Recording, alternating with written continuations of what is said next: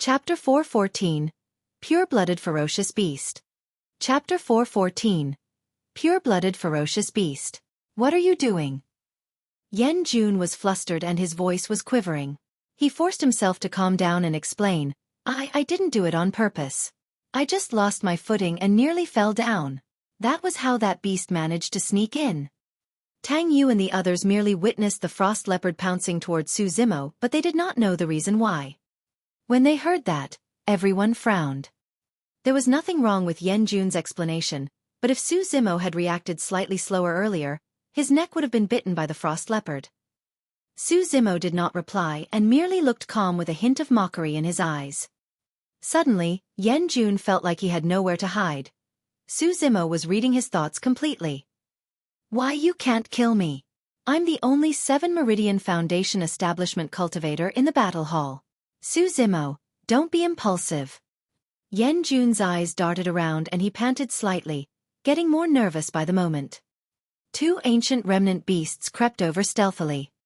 As if he had eyes behind his back, Su Zimo slashed with Blood Quencher in reverse, shooting forth a blood beam that slayed the 2 ancient remnant beasts on the spot. Glaring at Yen Jun, Su Zimo suddenly remarked, Do you remember what I told you before? I warned you not to harbor any designs on me or the next time. Your head will explode. Right after saying that, Su Zimo's eyes lit up and his figure flashed, creating a series of surreal afterimages in his wake.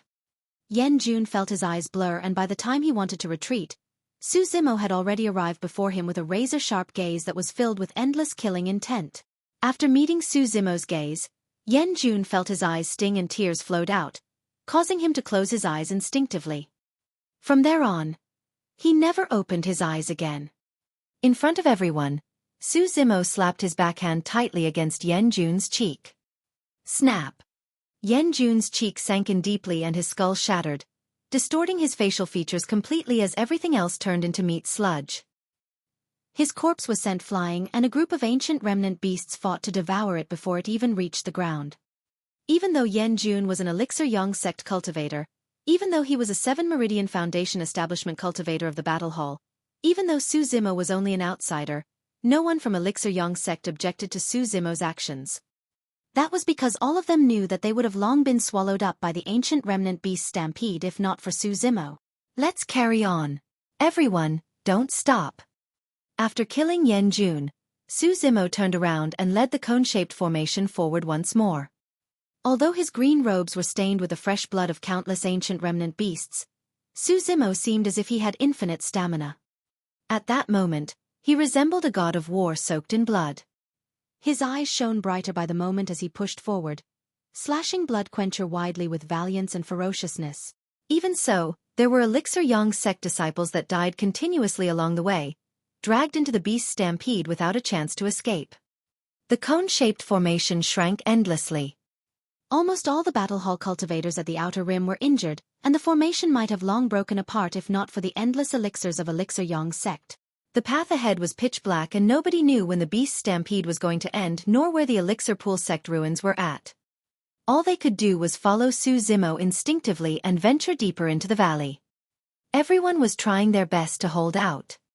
It was as Su Zimo had said, with no way out, their only option left was to continue forward.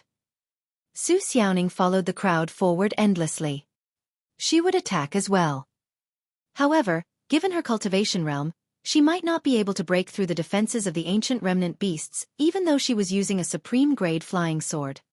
Night Spirit was silent and followed beside Xiaoning the entire time, looking nonchalant and lazy towards the beast stampede around it.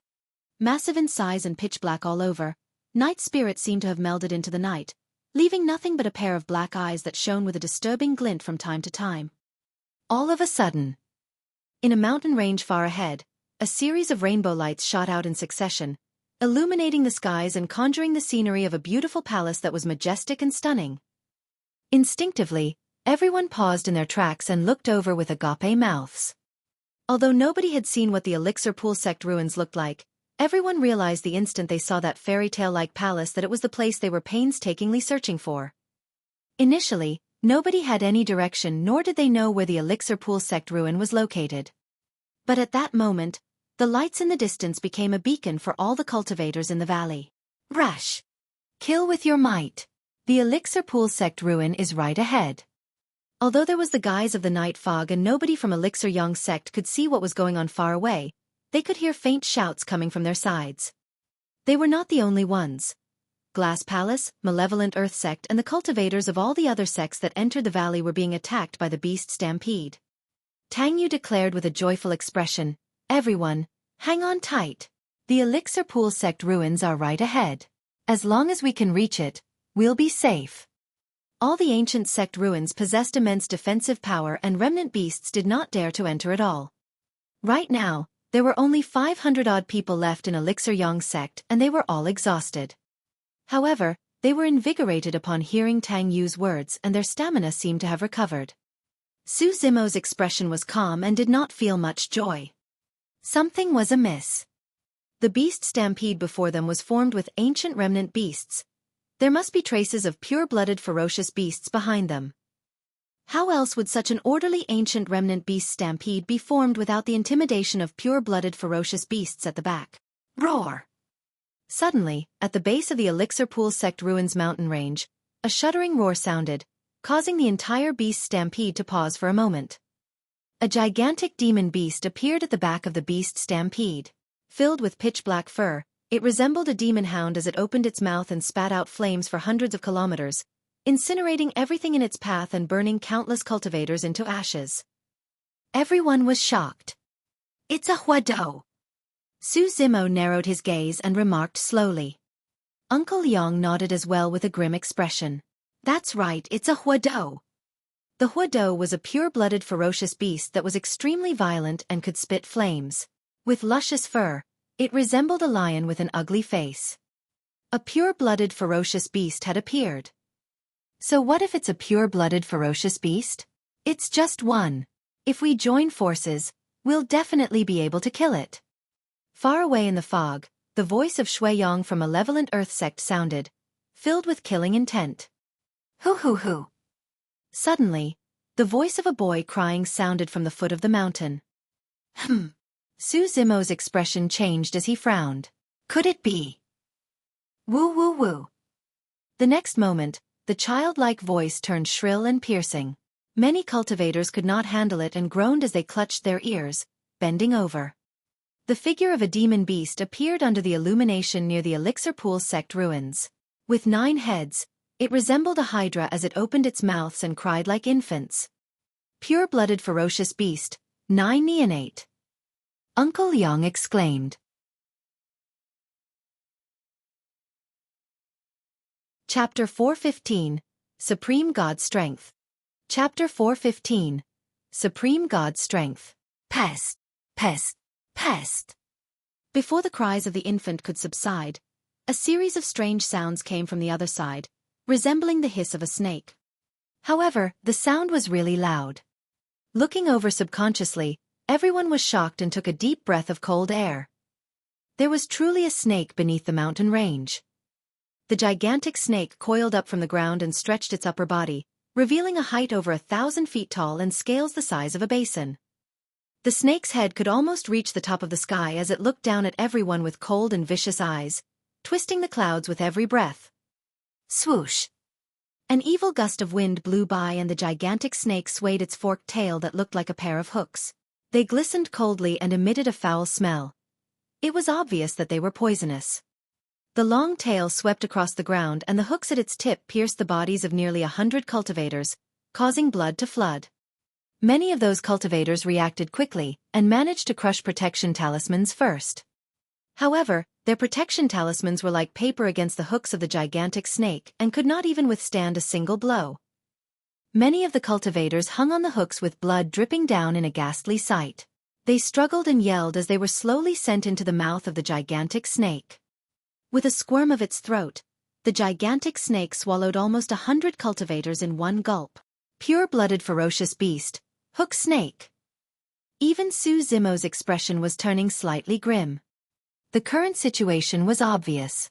If they wanted to get to the Elixir Pool sect ruins, they would not only have to fight a way out from the beast stampede, but get through the defenses of the 3 pure-blooded ferocious beasts as well.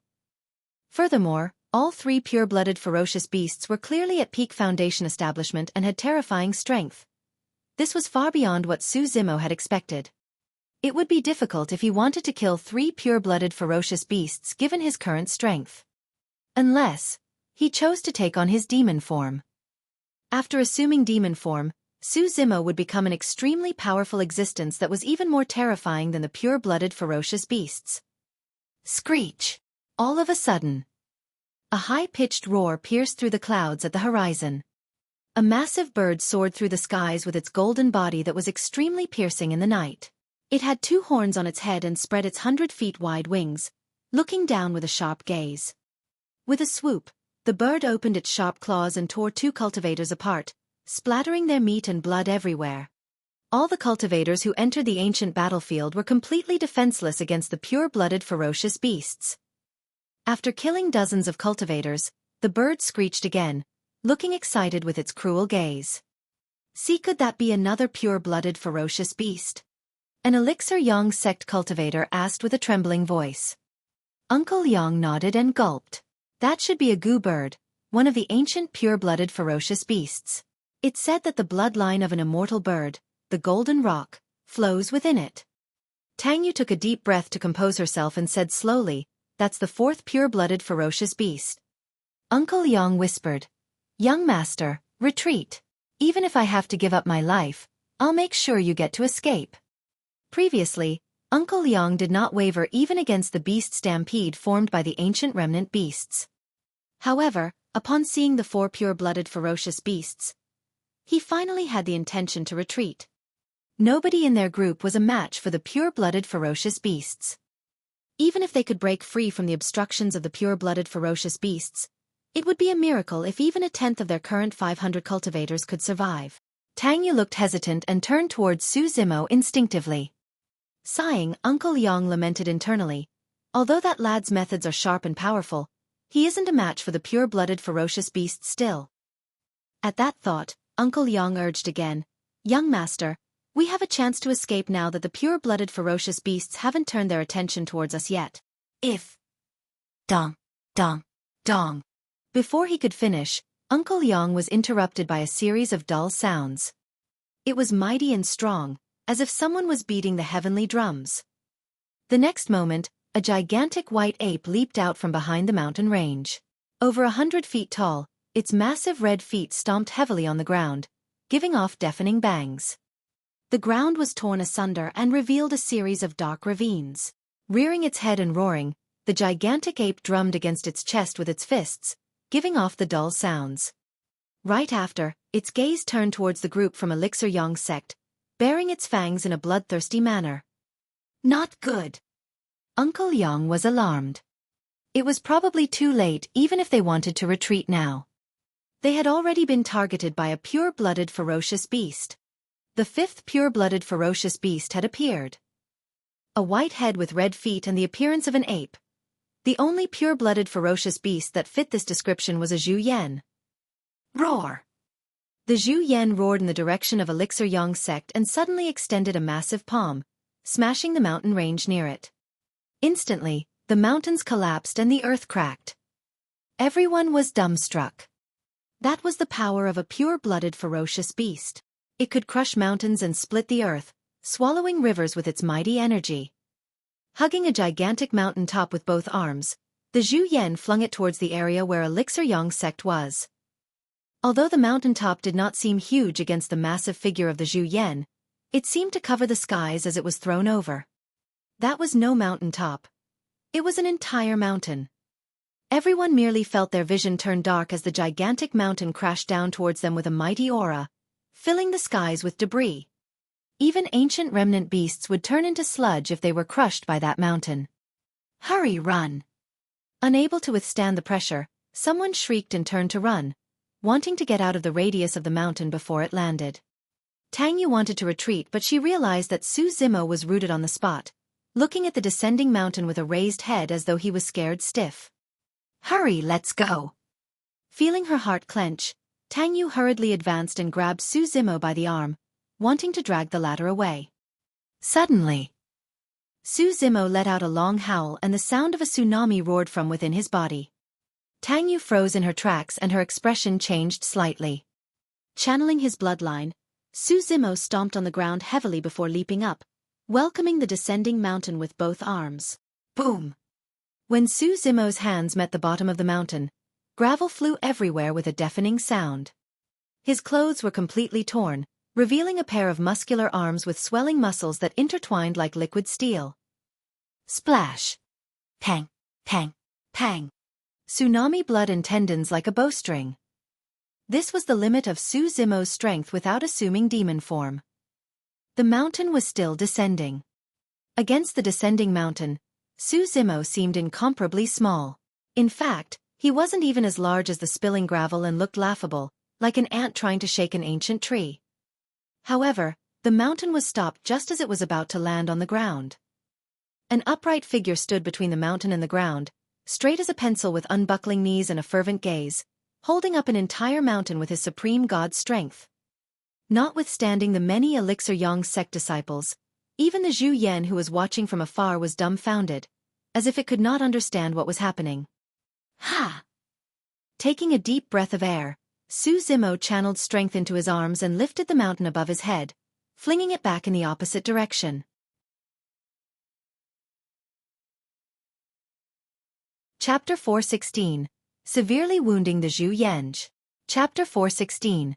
Severely Wounding the Zhu Yan. Along its way, the mountain splattered many ancient remnant beasts and an empty path appeared in front of them.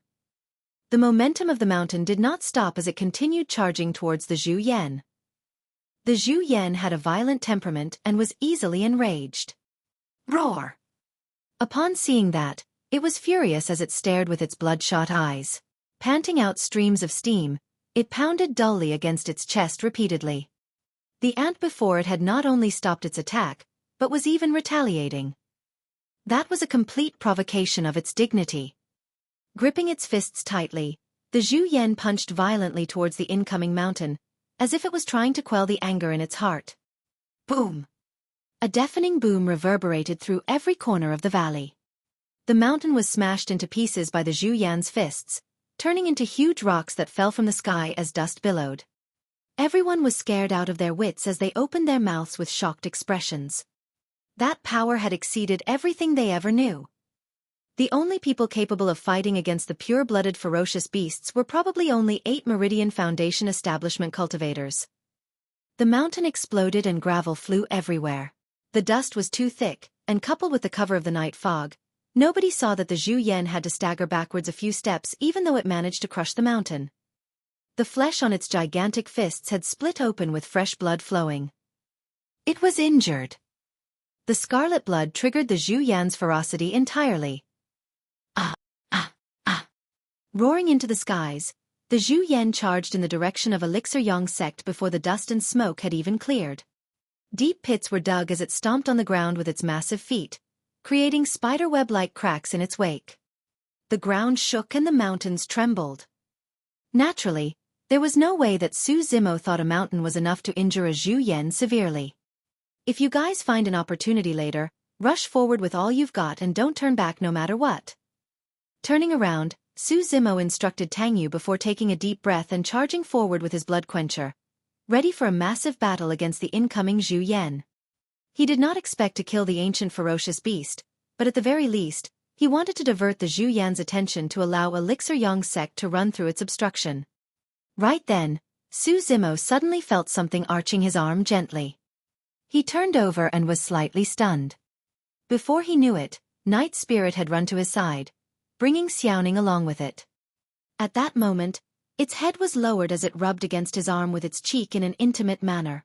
It blinked its black eyes with a flicker of anticipation. As Night Spirit grew older, it also turned mature and colder. Such emotions were rare to see by now. In the past, Night Spirit was like a small black dog that curled in Su Zimo's embrace daily. As such, it would behave coquettishly as such from time to time. Suddenly, Su Zimo's heart skipped a beat as he recalled how Night Spirit hid in his embrace when the two of them escaped to the Primordial ruins.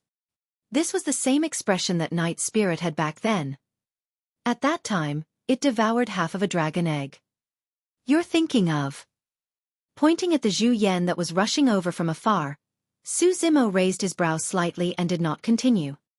Growl. Night Spirit cried out softly and licked its lips. How could Su Zimo not know what Night Spirit wanted when it was practically drooling by this point? Normally, Su Zimo would not let Night Spirit leave Xiaoning's side easily.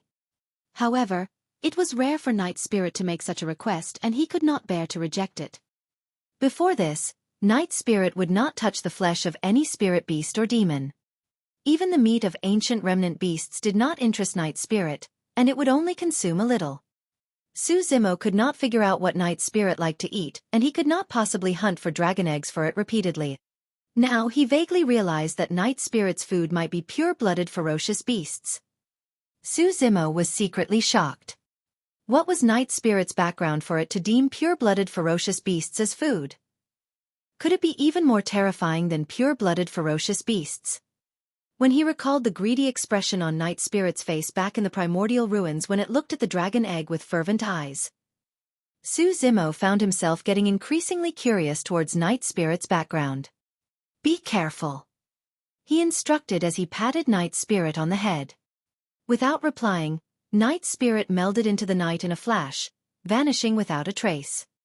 Akin to a ghost in the night, Night Spirit moved silently and nobody apart from Su Zimo noticed what was going on. At that moment, there were still ancient remnant beasts charging at them and tearing at their formation. The group from Elixir Yang sect huddled together, defending with all their might. In front of them, the Zhu Yan was already far from the Elixir Pool sect ruins and had entered the night fog, disappearing from everyone's vision. The only thing they saw was a pair of bloodshot eyes that resembled lanterns floating in the dark approaching rapidly. The heavy footsteps were getting closer as well. Each time it sounded, everyone felt their hearts skip along with it. Tang Yu tried her best to open her eyes and look forward. She could seemingly make out a musky and mighty silhouette in the hazy night. It was the pure-blooded ferocious beast, Zhu Yan. Taking a deep breath of air, a resolute glint flickered through Uncle Yang's eyes as he whipped out a flying sword from his storage bag, ready to strike. Su Zimo's expression was calm and his gaze was like water without any ripples at all. All of a sudden, the pair of lanterns in front of them came to a stop and the sound of the Zhu Yan's footsteps disappeared as well. Groar! The Zhu Yan seemed to have encountered a situation as it shrieked heartbreakingly while its lantern bloodshot eyes shook repeatedly in midair. Su Zimo hollered, "Charge! Now!" Tang Yu was stunned. Now! Wielding Blood Quencher, Su Zimo sliced up two ancient remnant beasts that pounced at them and led the charge, pulling Xiaoning with his left hand. Su Zimo did not know what Night Spirit's true strength was at this point and whether it could kill the Zhu Yan. However, he knew that it was the best opportunity for them now that the Zhu Yan had no time to spare. Ow! Ow! As if it had gone mad, the Zhu Yan howled insanely and had clearly descended into a frenzied state. In the night fog, nobody from Elixir Yang sect could see what was happening to the Zhu Yan. They could only make out a vague black shadow on the pure-blooded ferocious beast's back with a faint light that was shining from its scarlet eyes. Those sharp claws extended stealthily with a cold shimmer in the night. Poof! There was a crisp sound. After emitting a stream of blood, one of the bloodshot eyes turned dark. Pest! The cultivators gasped in shock. One of the Zhu Yan's eyes had been blinded by that mysterious black shadow. Ah! Ah! Ah! Yelping in immense pain, the Zhu Yan screamed as it barged forward crazily.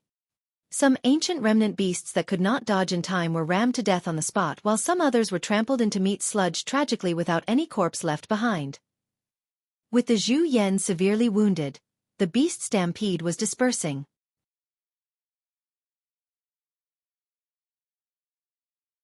Chapter 417. Arriving at the Ruins. Chapter 417. Arriving at the Ruins. Although everyone else could not see clearly against the night fog, Su Zimo could. In that short while, the Zhu Yan had already gained dozens more wounds on its body that were so deep its bones could be seen. Its flesh was torn and its white fur was already stained with fresh blood. The Zhu Yan grabbed Night Spirit that was on its back and yanked the latter down. However, Night Spirit had already dug its claws into the Zhu Yan's flesh long ago. By yanking Night Spirit down, the Zhu Yan caused a large piece of its flesh to be ripped off with fresh blood spraying everywhere. Groar! The Zhu Yan had never suffered such injuries before and roared furiously as it grabbed Night Spirit and smashed it onto the ground.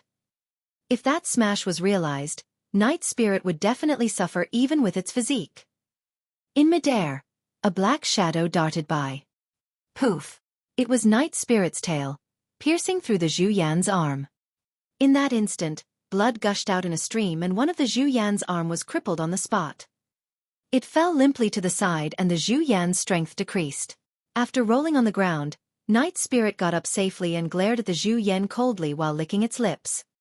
Su Zimo heaved out a sigh of relief. In that short while, the Zhu Yan had already lost an eye and arm and there were dozens of wounds on its body that bled non-stop. It panted heavily. Initially, blood was a trigger for its ferocity. But now, the Zhu Yan was afraid. It was way too severely injured. Ever since it was born, it had never experienced such serious injuries. The Zhu Yan sensed a hint of death. Looking at that black figure that was countless times weaker than it close in, the Zhu Yan felt an inexplicable sense of fear well in its heart while shattering his guts. That fear seemed to originate from the depths of its bloodline, from deep in the memories of its lineage. As if recalling something, the Zhu Yan shuddered.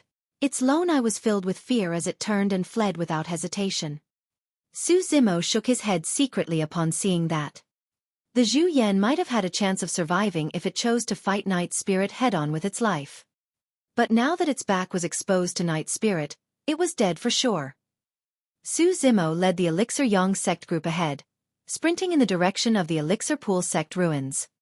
The beast stampede had dispersed, leaving only a couple of scattered ancient remnant beasts that no longer posed much of a threat. As the Zhu Yan fled, the path ahead was clear. On the other side, there were 4 other pure-blooded ferocious beasts that were keeping Glass Palace, Malevolent Earth Sect, Puppet Sect, Thousand Crane Sect and all the other sects outside. Elixir Yang sect was the first to arrive at the Elixir Pool sect ruins. Apart from Su Zimo who could still stand, Tang Yu and the rest were slumped on the ground, drenched in sweat. Their faces were pale as they panted heavily. Everyone felt deeply exhausted after the journey. The exhaustion came not only from the body, but also from the spirit. The pressure of advancing at the boundaries of death where death was imminent was enough to make everyone feel exhausted. Thankfully they survived. They rushed out of the encirclement of the ancient blood mosquitoes, broke free of the ground dragon's pursuit, paved out a path from the beast stampede and arrived at the Elixir Pool sect ruins against the obstruction of the pure-blooded ferocious beasts. Everyone felt surreal. Everyone was laughing. It was an indescribable joy that came from surviving a calamity. Everyone revealed a hint of gratitude and reverence in their eyes as they gazed at the only figure that could remain standing among the crowd. If not for that man, they would have died a long time ago. Even Uncle Liang could not deny that he had underestimated Su Zimo still.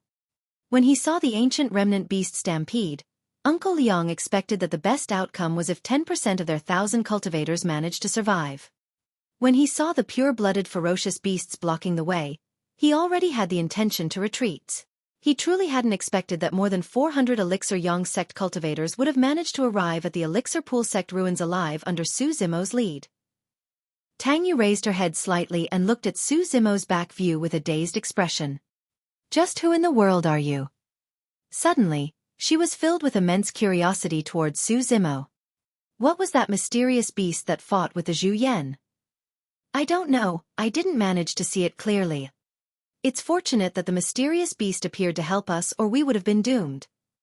Some of the Elixir Yang sect disciples discussed softly as they consumed elixirs to recover their strength. After resting for a short while, Tang Yu stood up and clapped, declaring, "Everyone, now is not the time to rest. Let's check out what treasures Elixir Pool sect has."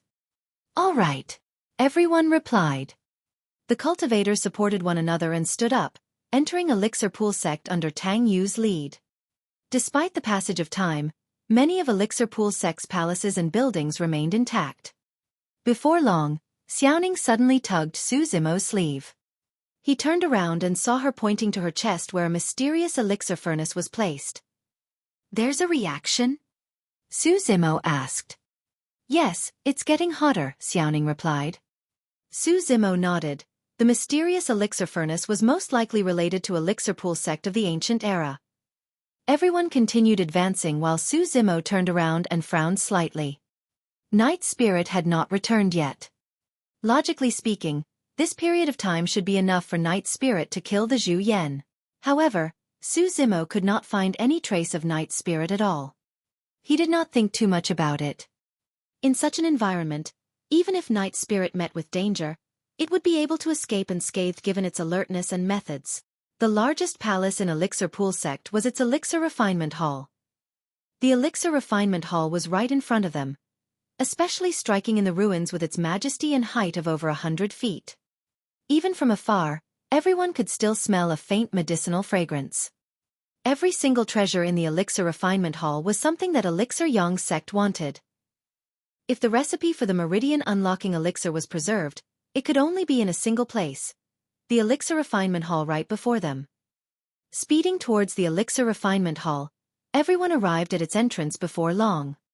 Tang Yu raised her brows slightly as she gazed at the palace before her. It was shrouded with a mysterious light that contained faint blurry words. A seal was still existent. Reaching out, Tang Yu touched the door of the hall gently. The moment her palm reached the surface, it was repelled by the power of the seal. She was not allowed to enter. This was a little tricky. Frowning, she started thinking of a strategy. A cultivator came forth and said, "Can't we join forces to dispel the seal on the surface of this hall? This seal has existed for countless years without being destroyed. How could it be dispelled so easily?" Pondering for a moment, Uncle Yang said slowly, "Legend has it that the Elixir Refinement Hall is Elixir Pool Sect's most important inheritance ground. Other than legacy disciples, nobody can enter easily. By the looks of it, that legend should be true. Elixir Pool Sect has disappeared since the ancient era. How could there be any legacy disciples left?" A cultivator shook his head.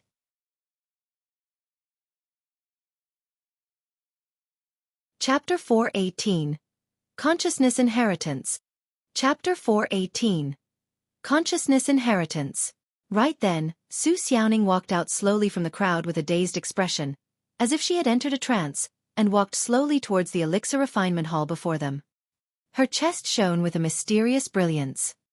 As she approached the hall, the brilliance intensified and turned dazzling, almost enveloping Xiaoning's figure entirely. This is... Everyone was dumbfounded. Standing by the side, Su Zimo did not stop her. Back in the capital of Great Zhou, he had already noticed that the elixir furnace was extraordinary.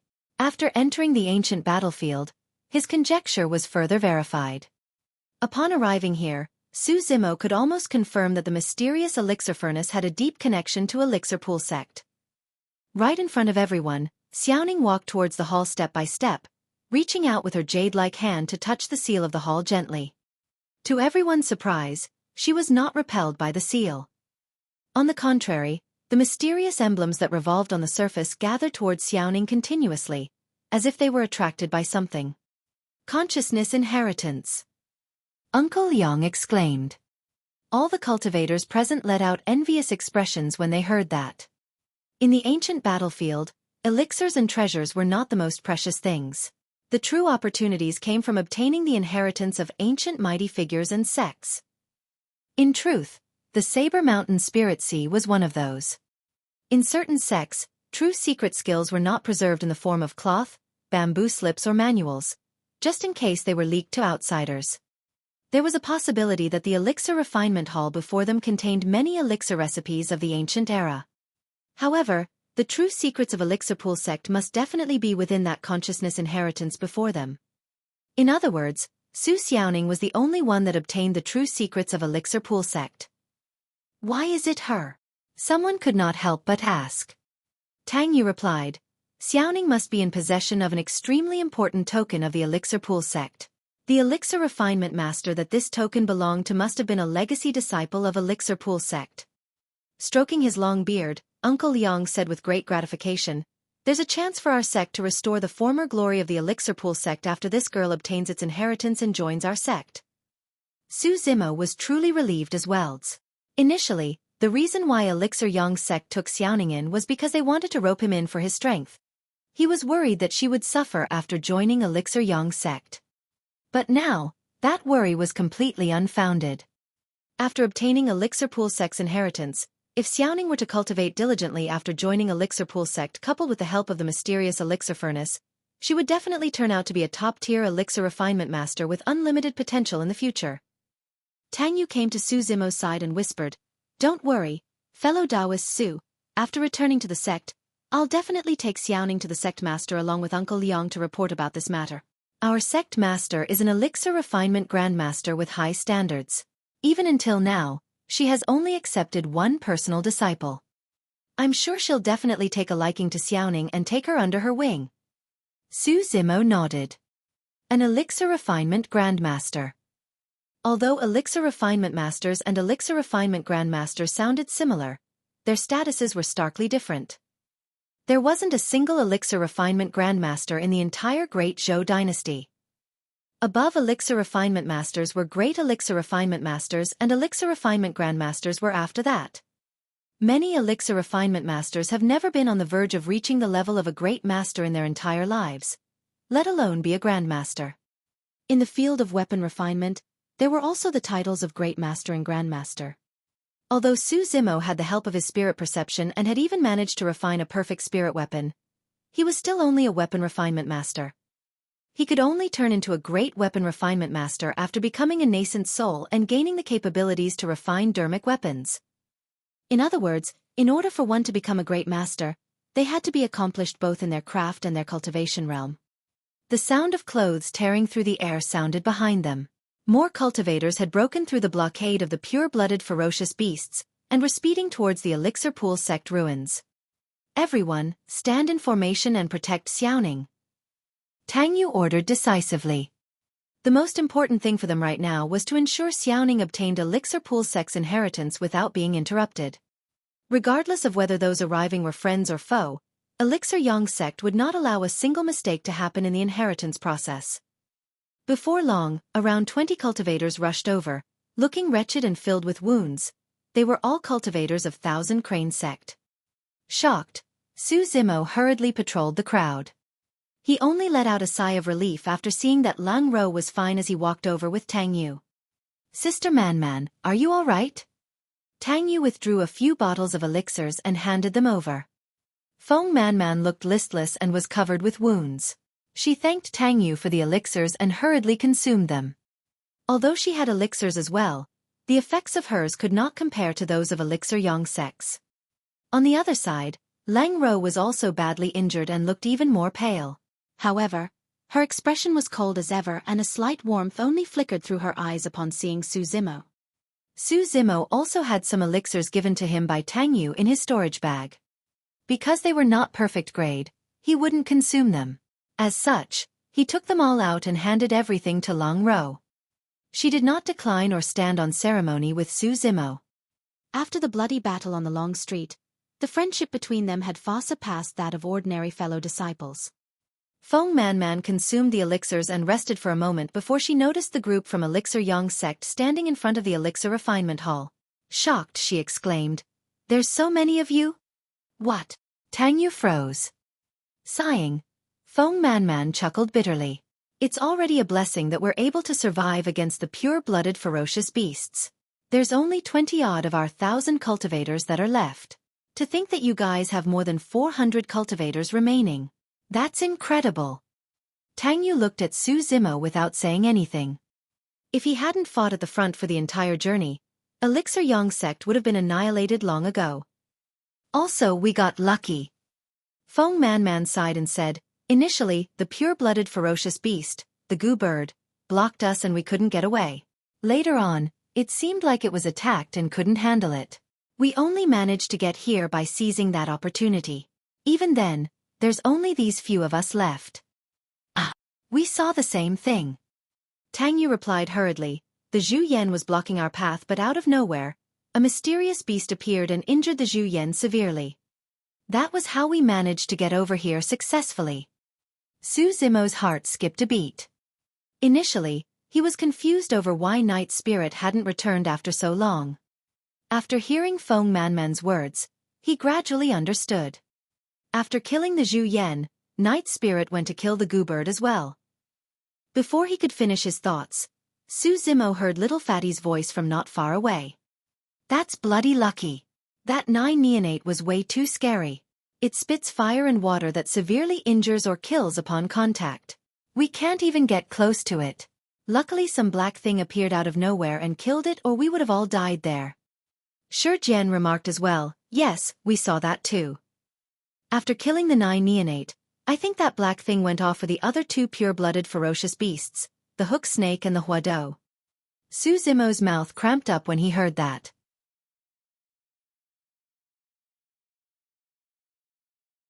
Chapter 419. Thank you, Night Spirit. Chapter 419. Thank you, Night Spirit. Bro, you guys are here too. That's good, that's good. Little Fatty's eyes lit up when he caught sight of Su Zimo and the others. He ran over immediately and his loose robes couldn't cover all his trembling fats. All 6 of them managed to arrive here despite their close encounters. Naturally, that was a cause for joy. Feng Manman cupped her fists. Thousand Crane Sect will not be laying a hand on anything in this Elixir refinement hall. We'll head in and check out if there are any ancient talisman manuals that have been preserved. Yes. Tang Yu nodded. Lang Ro bid farewell to Su Zimo and the others. Tomb Sect and Puppet Sect did not bring many cultivators into the valley to begin with, and now, they were left with even less. Little Fatty and Xueqi followed the commanders of their respective sects, and left to venture deeper into the ruins in search of treasures and opportunities. At that moment, a black shadow flashed not far away like a ghost. It crept stealthily to Su Zimo's side without anyone noticing it at all. Night Spirit had returned. There was a bloody thing in its mouth, resembling a ball of meat as the stench of blood filled the air. Su Zimo took a casual glance and paid no attention initially. But right after, as if he thought of something, Su Zimo turned back and looked carefully, causing his eyes to twitch uncontrollably.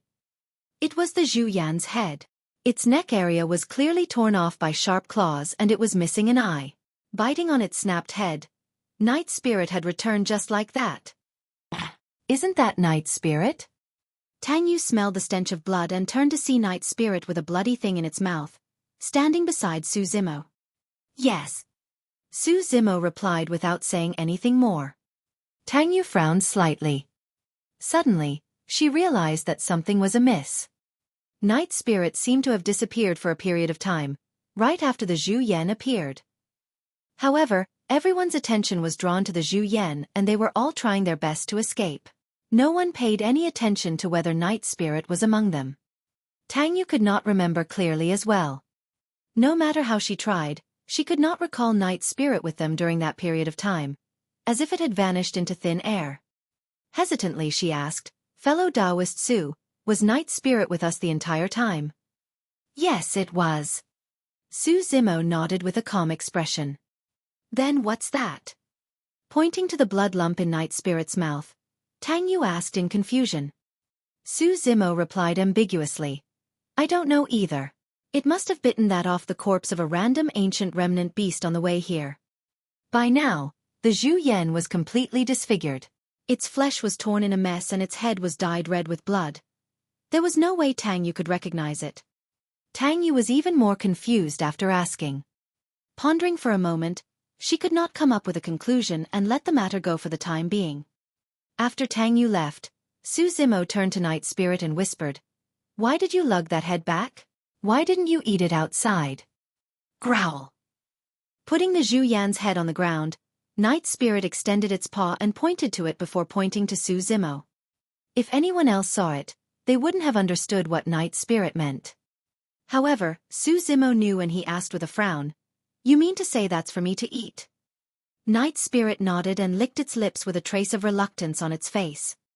Su Zimo smiled and shook his head. "You can have it. You haven't eaten much good food all these years." Although Su Zimo devoured meat and drank blood back in Songlang Mountain Range for his demonic cultivation, it was for the sake of survival. He was a human after all. Su Zimo truly did not have much appetite when he looked at that bloodied head. When Night Spirit saw that Su Zimo had no intention of eating, it rubbed its head against him before stretching out its paw and piercing a hole on top of the Zhu Yan's head. A moment later, a milky white gooey liquid flowed out from the hole, giving off a fragrance that made one's appetite whetted. "This is..." Blinking, Su Zimo seemed to have thought of something. It was the Zhu Yan's brain. Back in the ancient manuals of Ethereal Peak, there was a remark at the end of the section about the Zhu Yan. An ancient mighty figure ate its brain for food and praised, "The fragrance in your mouth is endless." It was clear how delicious the Zhu Yan's brain was for an ancient mighty figure to give such an evaluation. Night Spirit used its tongue to lick the brain that seeped out and revealed an intoxicated expression. After a while, it lifted the Zhu Yan's head again and handed it over to Su Zimo, indicating to him that he could just suck from the hole. Night Spirit was becoming more and more humane and was clearly at the peak of Foundation establishment. It could condense an inner core at any time and transform itself, taking on human form. Su Zimo felt a sense of warmth in his heart but still shook his head nevertheless, saying with a smile, "Eat it. I'm still not used to eating something like this." Night Spirit turned to look at Su Zimo with slight disbelief. It could not understand how someone would not like a delicacy as such. Night Spirit only picked up the Zhu Yan's head after ensuring that Su Zimo was truly unmoved. Sucking strongly from the hole in the head, Night Spirit drank the Zhu Yan's brains cleanly with a couple of gulps. It even licked its lips wistfully, yearning for more. Growl! Crying once more, Night Spirit swayed its tail and nimbly circled it in front of Su Zimo. Su Zimo focused his gaze and saw an egg-shaped object pierced on the tip of the tail.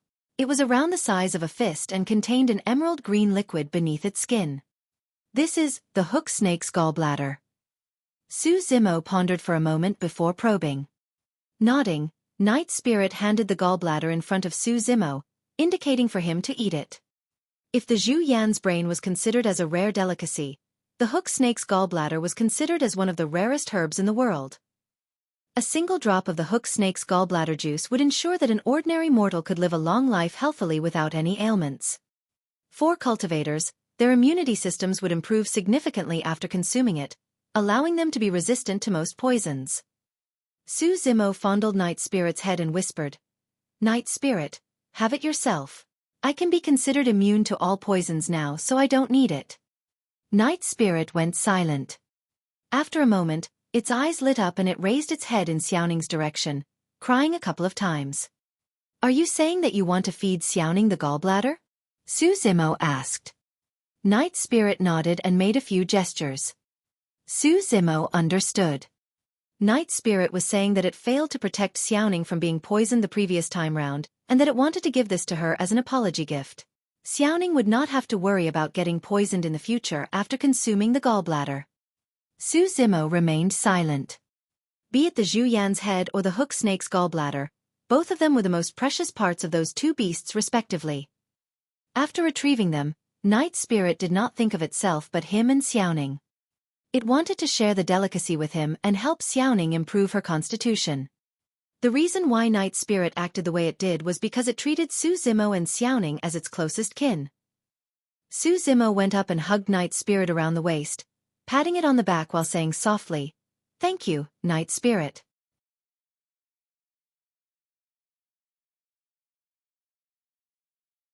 Chapter 420. Grade 2 Elixir Pool. Chapter 420. Grade 2 Elixir Pool. A few more cultivators sped over from the direction of the valley, each of them panting with lingering shock. Glass Palace and Malevolent Earth Sect were among them. However, those two major sects had it even worse.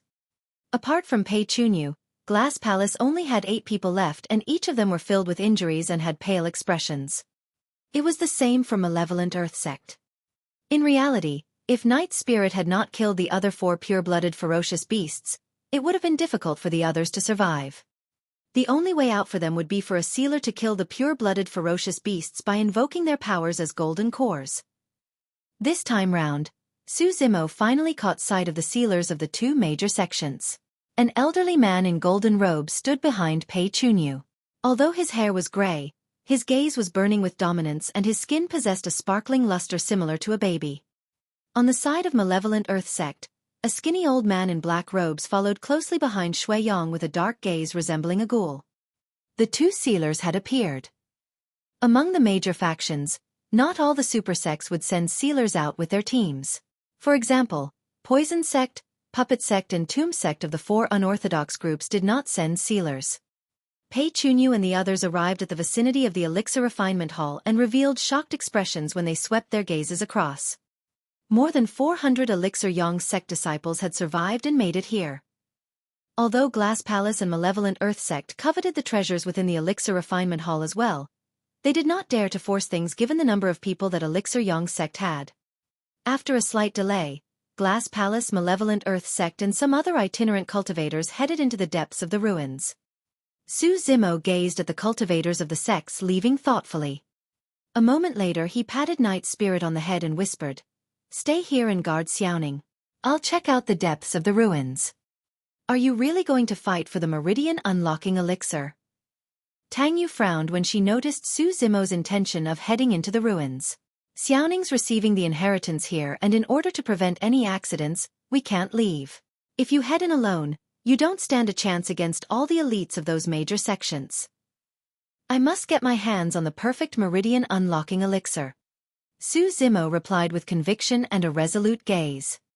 Initially, he wanted to head into the depths of the ruins with everyone after Xiaoning received the inheritance. However, by the looks of things now, Xiaoning wouldn't be able to complete the inheritance process within a short period of time. Yet, Glass Palace, Malevolent Earth sect and other sects have already ventured into the depths of the ruins. Su Zimo could not wait any longer. "You have to be careful.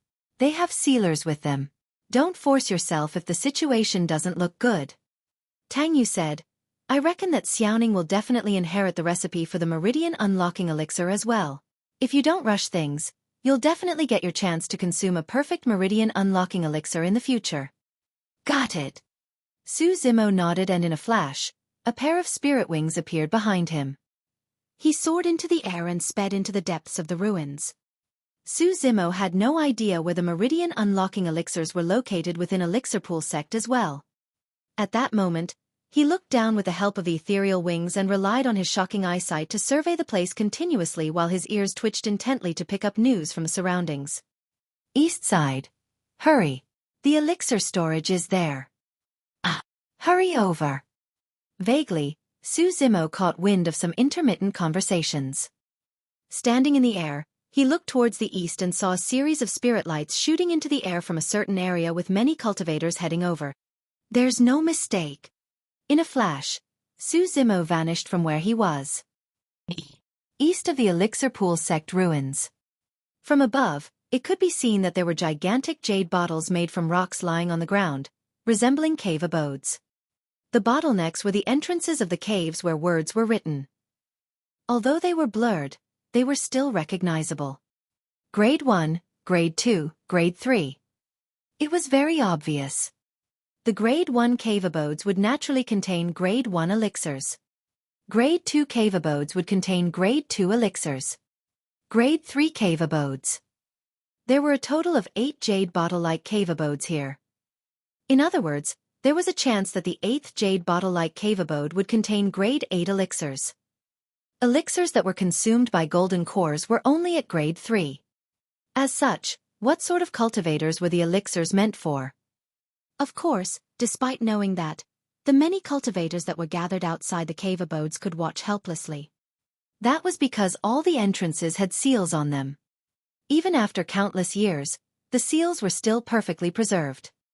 None of the cultivators in the ancient battlefield could dispel the seal of the Grade 3 elixir cave, let alone the Grade 8 elixir caves. At that moment, everyone's gazes were fixed on the Grade 2 elixir cave abode. That was because the Meridian Unlocking Elixir was a Grade 2 elixir. "Everyone, no matter what, we have to first dispel the seal of the entrance." After a moment, Pei Chunyu stood out and declared loudly, "The sooner we dispel the seal, the sooner we can enter the cave abode and obtain the elixirs that we need. If we waste too much time here, more cultivators will arrive and we'll all get less elixirs." "That's right, let's join forces to dispel the seal first." "I agree. As for the elixirs inside, everyone can fight for it after we enter the cave abode." The cultivators agreed. Bang! Boom! Bang! Under Pei Chunyu's command, many cultivators summoned their flying swords at the same time, striking repeatedly at the entrance of the Grade 2 elixir cave. A series of lights appeared and shimmered continuously at the entrance, radiating brightly. As time passed by, the light gradually dimmed. The seal's about to be dispelled. Everyone, let's work harder. Some cultivators yelled excitedly. The sealers of Glass Palace and Malevolent Earth Sect did not do anything, merely watching coldly from the sidelines. Although sealers would not be devoured by the dimension if they did not use their powers as golden cores, they were already old and their bodies were failing. As such, they would not do anything casually. At their age, each time they did something, it would be equivalent to shaving off the last bits of their life's essence. It was similar to old mortals in their 90s. If they took care of their bodies, they could still live a couple years more. However, if they did anything overly vigorous, they would die before long. Bang, bang, bang. Yet another series of explosions occurred and cracking sounds echoed from the entrance. A moment later, the light barrier shattered. The eyes of the cultivators lit up as they rushed forward at the same time, swarming towards the entrance. Although the cave abode was sealed for countless years, there was no rotten smell within it. Instead, it was filled with an invigorating medicinal scent. The masses charged forward and before long, their vision opened up in the depths of the cave. A gigantic spirit pool resided at the end of the cave abode. Many jade bottles were floating on it, looking dense and compacted. Each of those jade bottles contained elixirs. The reason why the elixirs were not rotten after thousands of years was because they were nourished by the spirit liquid. This was a true elixir pool.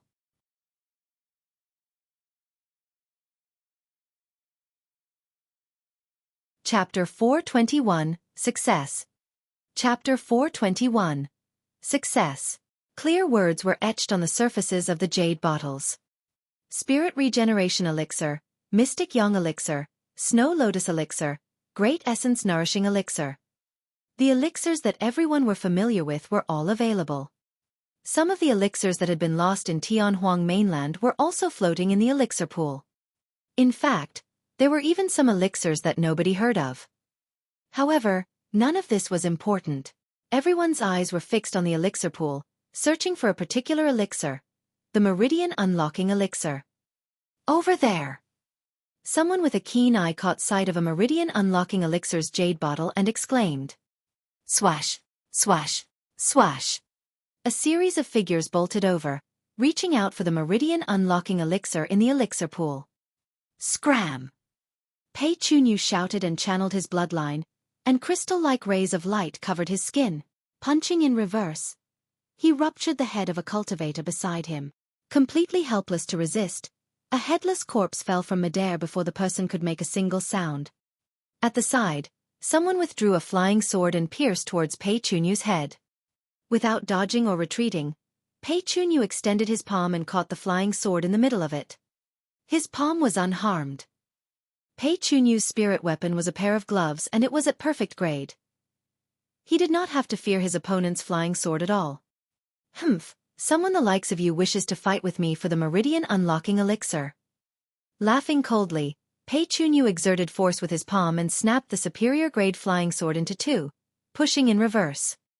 Glass Palace cultivators possessed immense strength and the snapped sword turned into a beam of light, piercing the other cultivator's chest, spurting a stream of fresh blood. Yet another person was dead.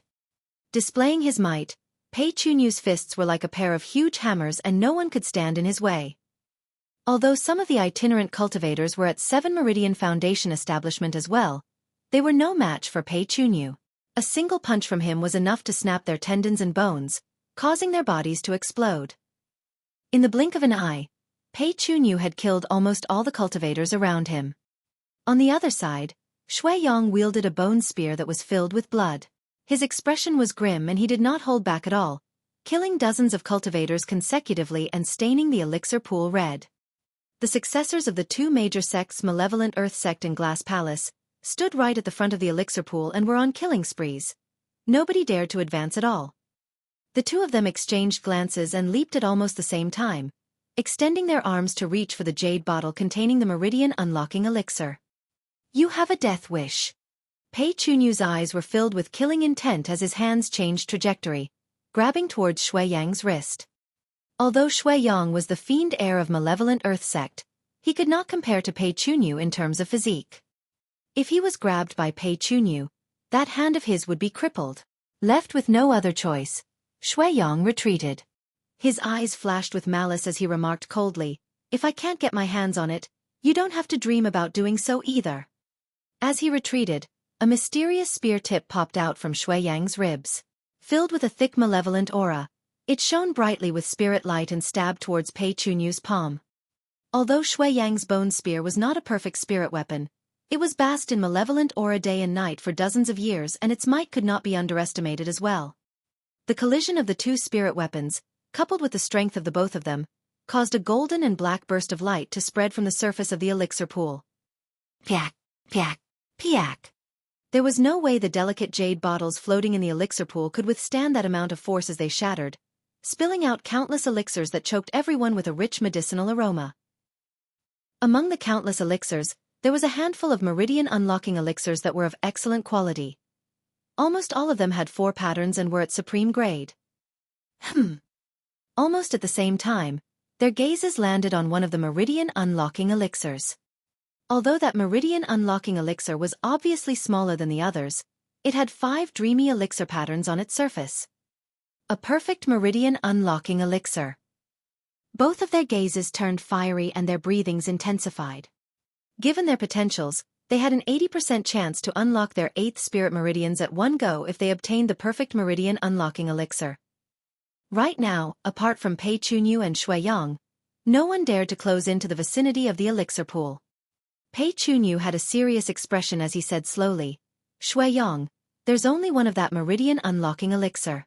You had better not fight me for it." Hee hee. Xueyang revealed a strange smile. "You want me to back off with just a few words of yours?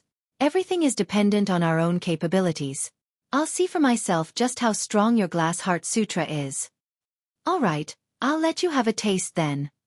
Before his words were finished, Pei Chunyu strode forward and sped towards Xueyang.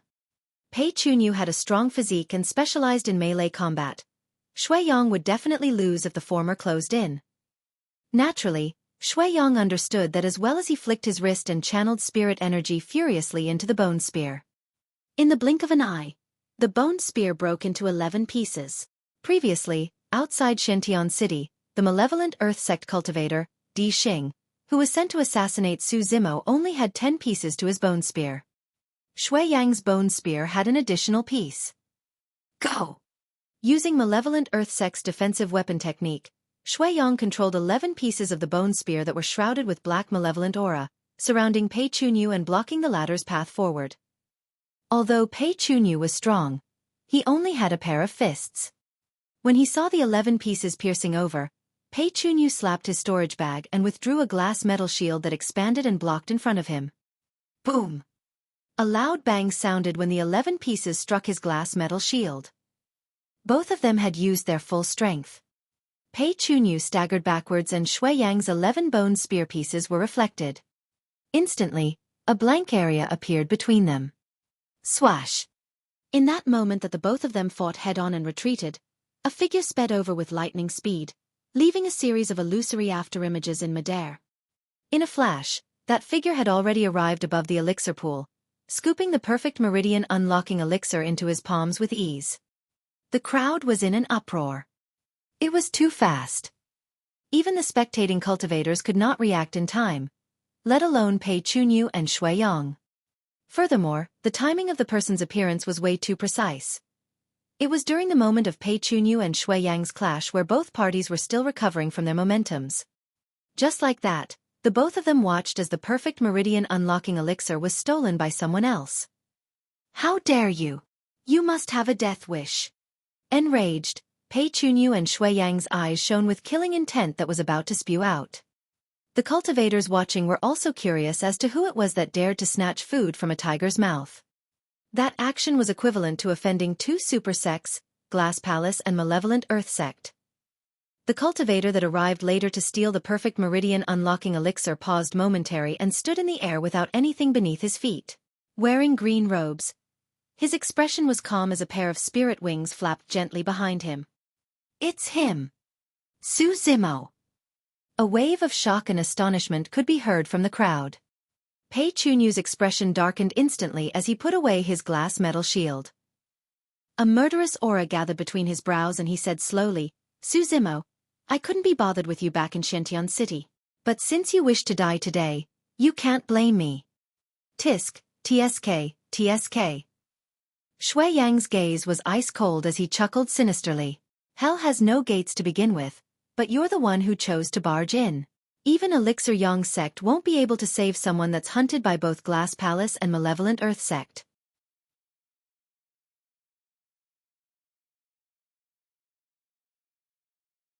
Chapter 422. Complete Suppression. Chapter 422. Complete Suppression. Standing in the air, Su Zimo's gaze was sharp as a knife as it lingered for a moment on Pei Chunyu and Xueyang's faces. Suddenly, he threw his head back and laughed into the skies with absolute arrogance. The two of you actually think you can kill me at your level? The cultivators in the cave abode were dumbfounded in shock. Back in Tianhuang mainland, Glass Palace and Malevolent Earth sect were recognized by the masses as super sects and were renowned for their powerful combat strengths. The 5 heretical doctrines and 4 unorthodox groups were similar to those two sects in terms of status and reputation. However, disciples of the Immortal, Buddhist and Fiend sects were the strongest when it came to combat strength. Su Zimo made a name for himself after the bloody battle on the Long Street.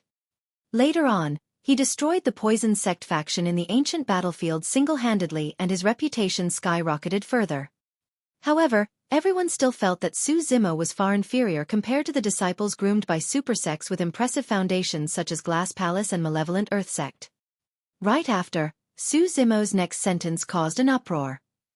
Pei Chunyu, Xueyang, the two of you have tried to kill me countless times. Don't think of leaving today, die. Putting away the perfect meridian unlocking elixir, Su Zimo withdrew Blood Quencher from his storage bag slowly. Flicking his wrist, the saber shone brightly with spirit light and buzzed. Su Zimo really doesn't know what's good for him. That's right.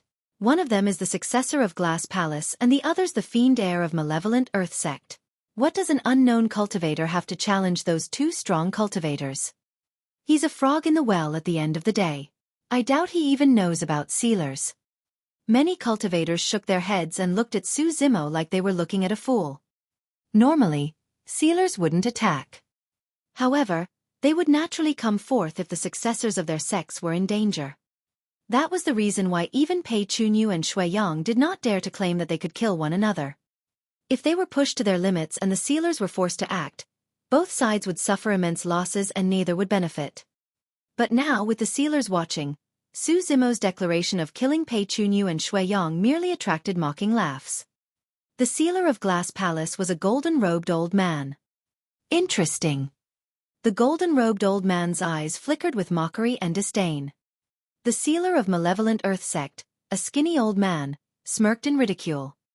Ha ha ha ha. As though he had heard the greatest joke in the universe, Pei Chunyu laughed repeatedly. Su Zimo, you can't recognize the situation even now. Today, I'll let you know just how strong immortal sects are. He he he. Xueyang laughed sinisterly.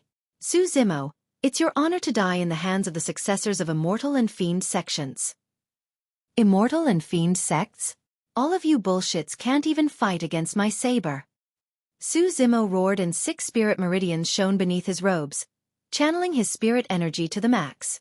With a flash, he lunged toward Xueyang at an extremely fast speed.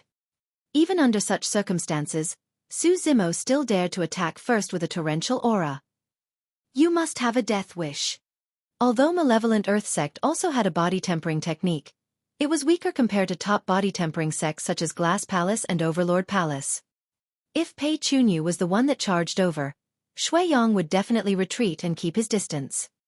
However, when he saw that it was Su Zimo, Xueyang did not retreat or avoid knowing that he had a higher cultivation realm. Gripping his bone spear tightly, the spirit energy within his body that was tainted with malevolent aura shot forth, piercing towards Su Zimo in midair. Hiss! The bone spear in Xueyang's hands coiled in strange circular arcs, resembling a viper. It made a strange sound when it pierced through the void.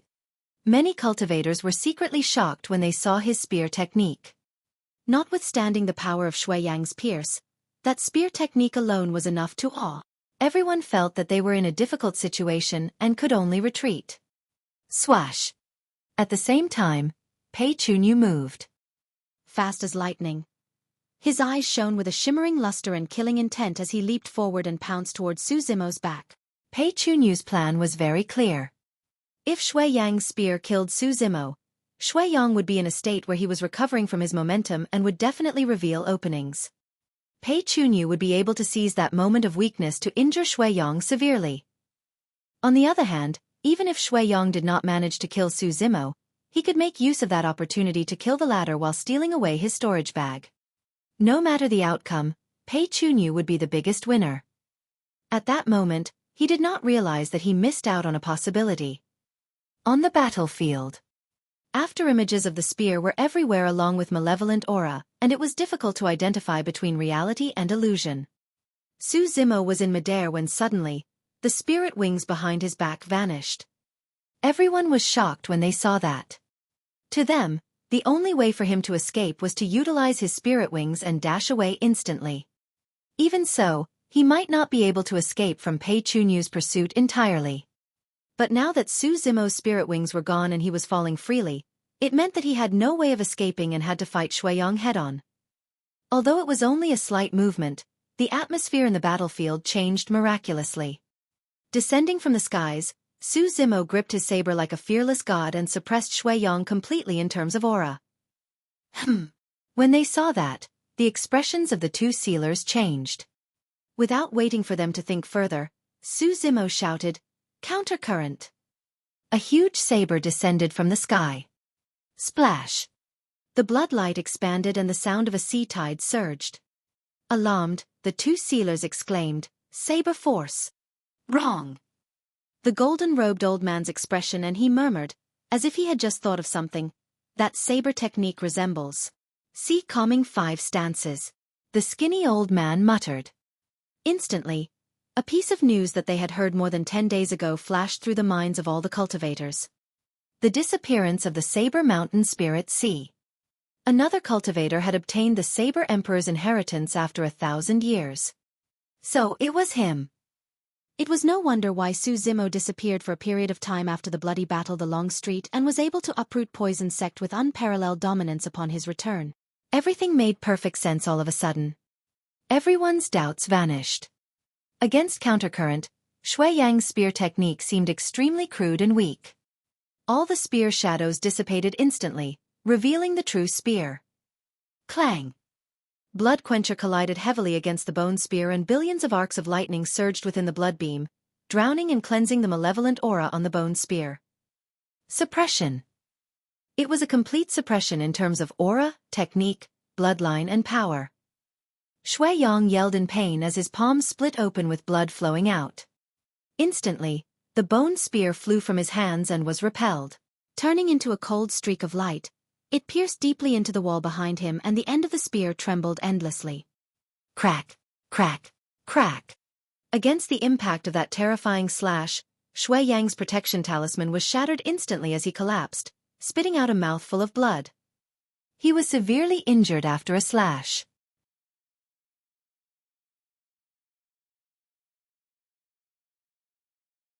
Chapter 423. I Hate to be Threatened. Chapter 423. I hate to be threatened. In reality, if not for his protection talisman, Xueyang would have been killed by Su Zimo's slash. Even then, Xueyang was injured and sent flying after his protection talisman was shattered against the slash. The cultivators in the cave abode were shocked when they saw that. That was an outcome that none of them expected. Nobody imagined that the fiend heir of malevolent Earth Sect would not be able to withstand a single slash against Su Zimo. Although part of it was because Xueyang underestimated his opponent, the strength that Su Zimo displayed once again refreshed everyone's impression of him. Who could have imagined that he was the one to obtain the Saber Emperor's inheritance? Furthermore, he had even managed to cultivate to the level of force. The skinny old man that was initially idle by the side strode a half-step forward with a changed expression, wanting to interfere. But right after, when he saw the shadow behind Su Zimo's back, he was relieved and stood back. Pei Chunyu was now at Su Zimo's back. Given their proximity, no cultivator would be able to fight head-on against a Glass Palace disciple of the same cultivation realm without being disadvantaged. Furthermore, Su Zimo had just released Countercurrent and his power was at its weakest right now. The power of force took an immense toll on Foundation establishment cultivators, and Su Zimo could not use it repeatedly as well. Therefore, both sealers knew that Su Zimo would either be severely injured or dead given Pei Chunyu's precise timing of attack. Let the body be like glass, transparent inside out and cleansed of impurities, turning indestructible. Pei Chunyu's eyes shimmered like glass as he chanted.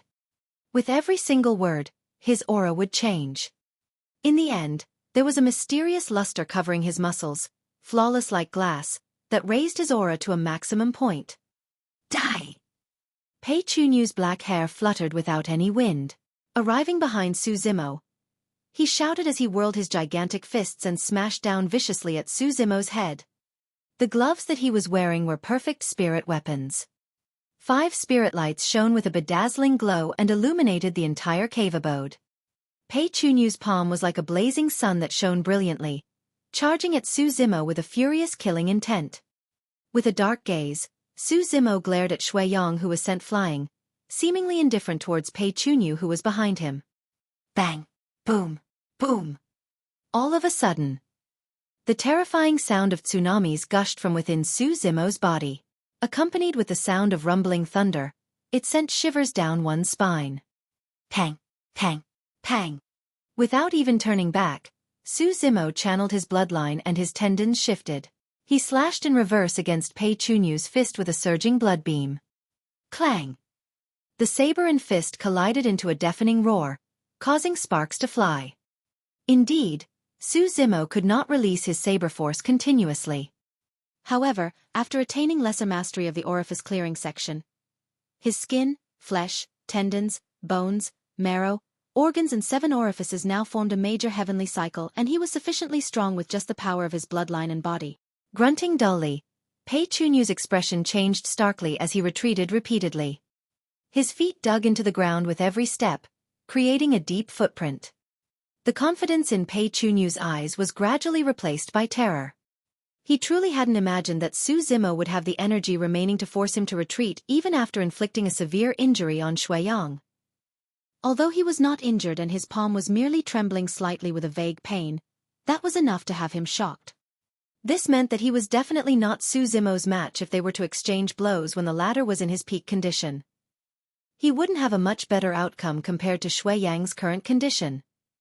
In that instant, countless thoughts flashed through Pei Chunyu's mind.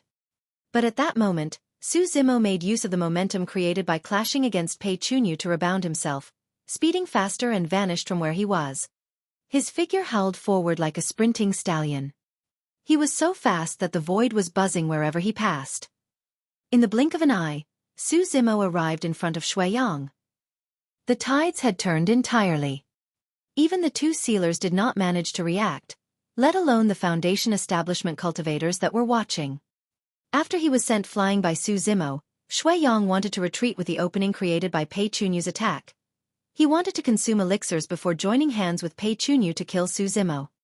However, that thought had just flashed across his mind when he heard the sound of Su Zimo and Pei Chunyu clashing. The next moment, his vision blurred and Su Zimo had already closed into him. It was too fast. How could this be? Xueqi was horrified out of his wits. Even if he was in his peak condition, he was not Su Zimo's match given this distance, let alone the fact that he was now injured. You! He merely said a single word when Su Zimo's massive palm covered his vision. Without his bone spear by his side, it was too late even if he had other spirit weapons in his storage bag. Xueqi could only prop up his arms instinctively to try and block against Su Zimo while seizing the opportunity to escape. Snap! Su Zimo did not show any mercy as he crushed Xueqi's arms immediately upon contact. The latter's bones protruded from his flesh with blood and flesh in a terrifying sight. Ah! Xueqi exclaimed tragically. The next moment, Xueqi's voice stopped abruptly. Su Zimo descended upon Xueqi and gripped his throat, lifting the latter up to defend in front of him. Shoo! Shoo! Shoo!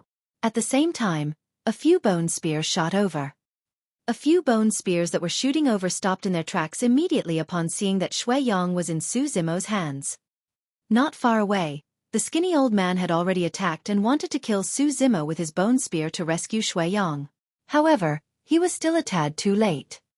At that moment, Xueqi was in Su Zimo's hands and the skinny old man did not dare to be reckless, wary of the consequences.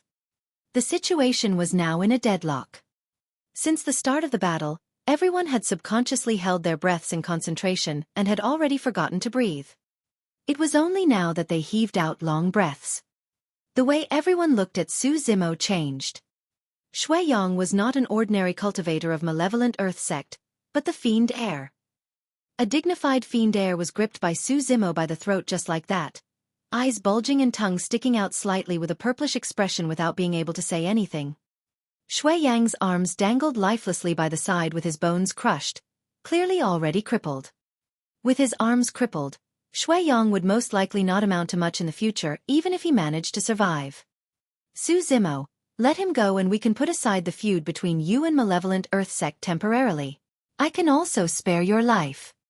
The skinny old man said slowly with a grim expression. Oh.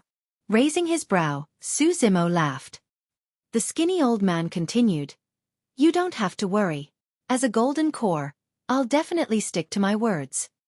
And if I don't let him go? Su Zimo's tone was indifferent as he asked with a fake smile. The skinny old man's tone was frosty. If you don't let him go, you'll definitely die today. Is that so? Retracting his smile, Su Zimo replied coldly, I hate to be threatened by others. Snap.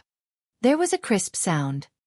Su Zimo crushed Xueqi's throat and flung the corpse on the ground casually, as though he had just done something extremely insignificant.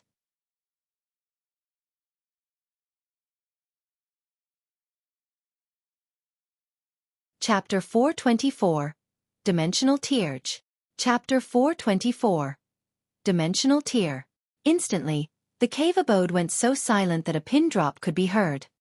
Many cultivators looked at the corpse that laid on the ground like a dead dog in absolute disbelief, unable to say anything. It was too ruthless. The fiend heir of malevolent earth sect was slaughtered just like that. Even though immortals and fiends have been irreconcilable since ancient times, even Pei Chunyu would not dare to show no mercy in the presence of a sealer. The sealer was bound to make a move if the fiend heir dies. Everyone looked at Su Zimo as though they were looking at a dead man. Sealers were all elderly who had reached the end of their lives. However, even 8 Meridian Foundation establishment cultivators were no match for the power of sealers. Golden Cores and Foundation establishment cultivators were on completely different levels. The moment one formed a core, their destinies no longer belonged to the heavens and their lifespans would increase to 500 years. In terms of strength, it was a complete suppression. The wrath of a golden core was not something that a Foundation establishment cultivator could deal with. Many cultivators started to back off slowly, trying to get as far away from Su Zimo as possible lest they were implicated. Pei Chunyu and the golden-robed old man of Glass Palace exchanged glances when they saw this. Both could see the joy in the other's eyes. This was the best situation for them. Glass Palace could just sit this one out and reap the spoils later. No matter which side stood victorious, Glass Palace would be the biggest winner. Good. Very good. The skinny old man from Malevolent Earth Sect's expression darkened completely as he glared at Su Zimo with malice. The aura that he emanated turned increasingly terrifying and sent shudders down one's spine. Narrowing his gaze, Su Zimo held Blood Quencher and faced off against the skinny old man without losing out in terms of aura. He had fought a real golden core before and had even managed to kill him. Previously, Su Zimo had the help of Night Spirit, his right bloodbone palm, various environmental and external factors.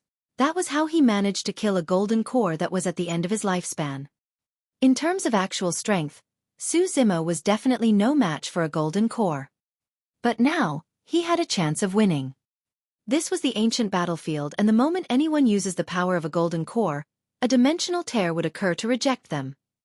In other words, if the sealers wanted to make use of their powers as golden cores, they only had a single chance to attack. As long as Su Zimo could survive that attack, the sealers would be the ones to die. Die! The skinny old man raised his foot and lightly landed. In that instant, the earth and mountains shook. Under countless gazes, a huge crack appeared on the ground and extended continuously, arriving beneath Su Zimo's feet in an instant. Swoosh! A pair of spirit wings appeared and Su Zimo soared into the skies while conjuring a spirit art with his hand. He touched his middle finger and thumb, creating the sign of a seal that possessed endless might. Fiend Suppression Seal. The crack on the ground was deep and dark, shooting forth with an ink-like black malevolent aura. Rumbling, a gigantic palm was formed and it grabbed towards Su Zimo, who was in midair. The malevolent aura surged and black fog filled the air, causing the wind and clouds to change.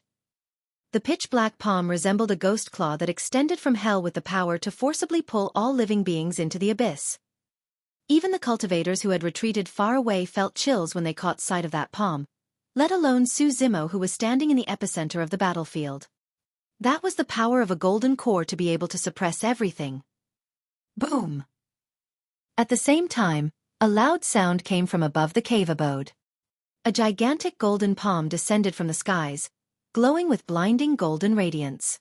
The imprints on the palm could be seen clearly and it possessed a holy aura that could not be encroached upon by evil. Its aura was so terrifying it seemed like it wanted to purge all demons. The spirit energy in Su Zimo's dantian had already reached its limit and his 6 spirit meridians rumbled as spirit energy gushed wildly. The reason why he chose to use the Fiend Suppression Seal was because it carried a holy aura that could purge evil and was a natural enemy against the malevolent aura. Even then, the Fiend Suppression Seal alone was not enough to fight against the spirit art released by a golden core. Boom! The two palms collided and produced a deafening sound. Lights of 2 different colors, gold and black, intertwined and collided. A terrifying halo of power spread out, causing the entire cave abode to shake on the verge of collapsing. Right in front of everyone, the golden palm paused for a moment before dissipating.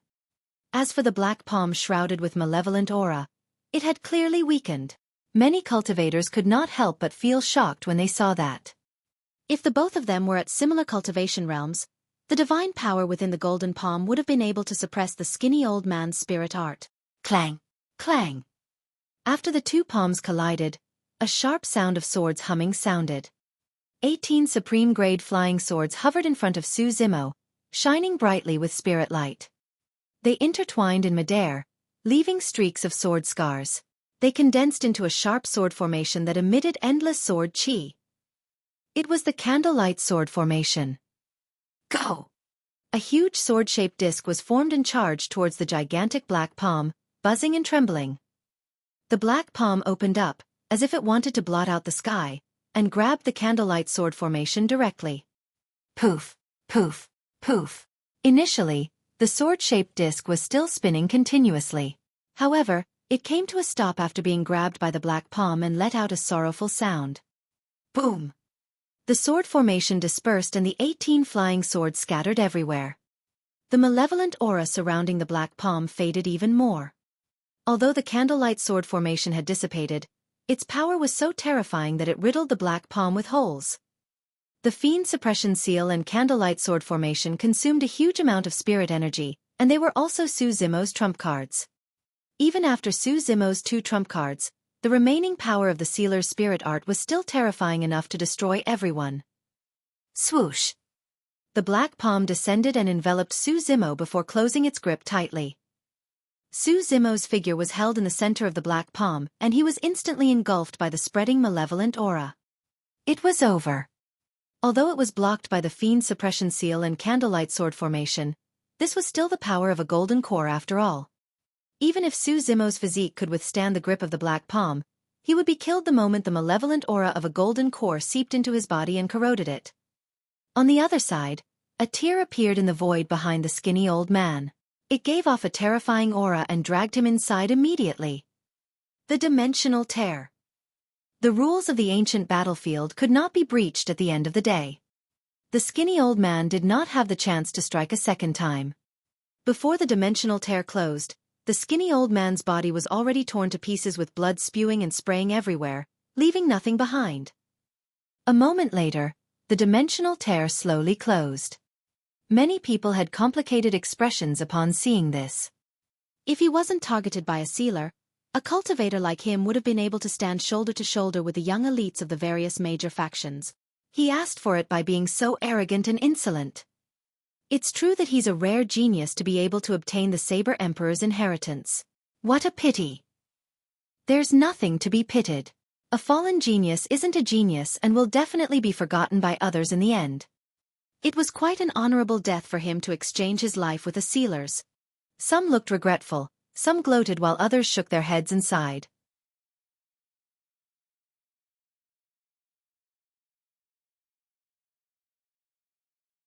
Chapter 425, Unsurpassed Genius. Chapter 425. Unsurpassed Genius. Pei Chunyu had a smile on his face and was already prepared to make a move. He was going to grab Su Zimo's storage bag the moment the black palm dissipated. But right then, the rumbling sound of a tsunami surged out from the black palm that was in midair, roaring with a terrifying aura. Crack, crack, crack. A thin crack appeared on the surface of the black palm, growing bigger and clearer. Swoosh. Through the pitch-black malevolent aura, a blood-red light that flickered with lightning burst out from within. It was eye-catching and split the black palm into two as a figure leaped out. Pest. Everyone shuddered and their eyeballs constricted with disbelief when they caught sight of that figure. How was that possible? Pei Chunyu lost his composure and exclaimed. It wasn't anybody else, but Su Zimo, whom everyone had thought to be dead. His green robes were completely corroded by the malevolent aura. He looked wretched, staggering in his footsteps. However, his eyes were bright and clear as ever, and there was a fighting intent that was rising in his gaze. Exuding an arrogant aura, he possessed a dominance that looked down on everyone. He was still alive. Against the full strength of a sealer and the suppressive power of a golden core, Su Zimo managed to survive. This meant that the sealer had died for nothing. Malevolent Earth-Sex faction in the ancient battlefield was almost completely destroyed. In reality, Su Zimo had given it his all to be able to withstand that attack from the sealer.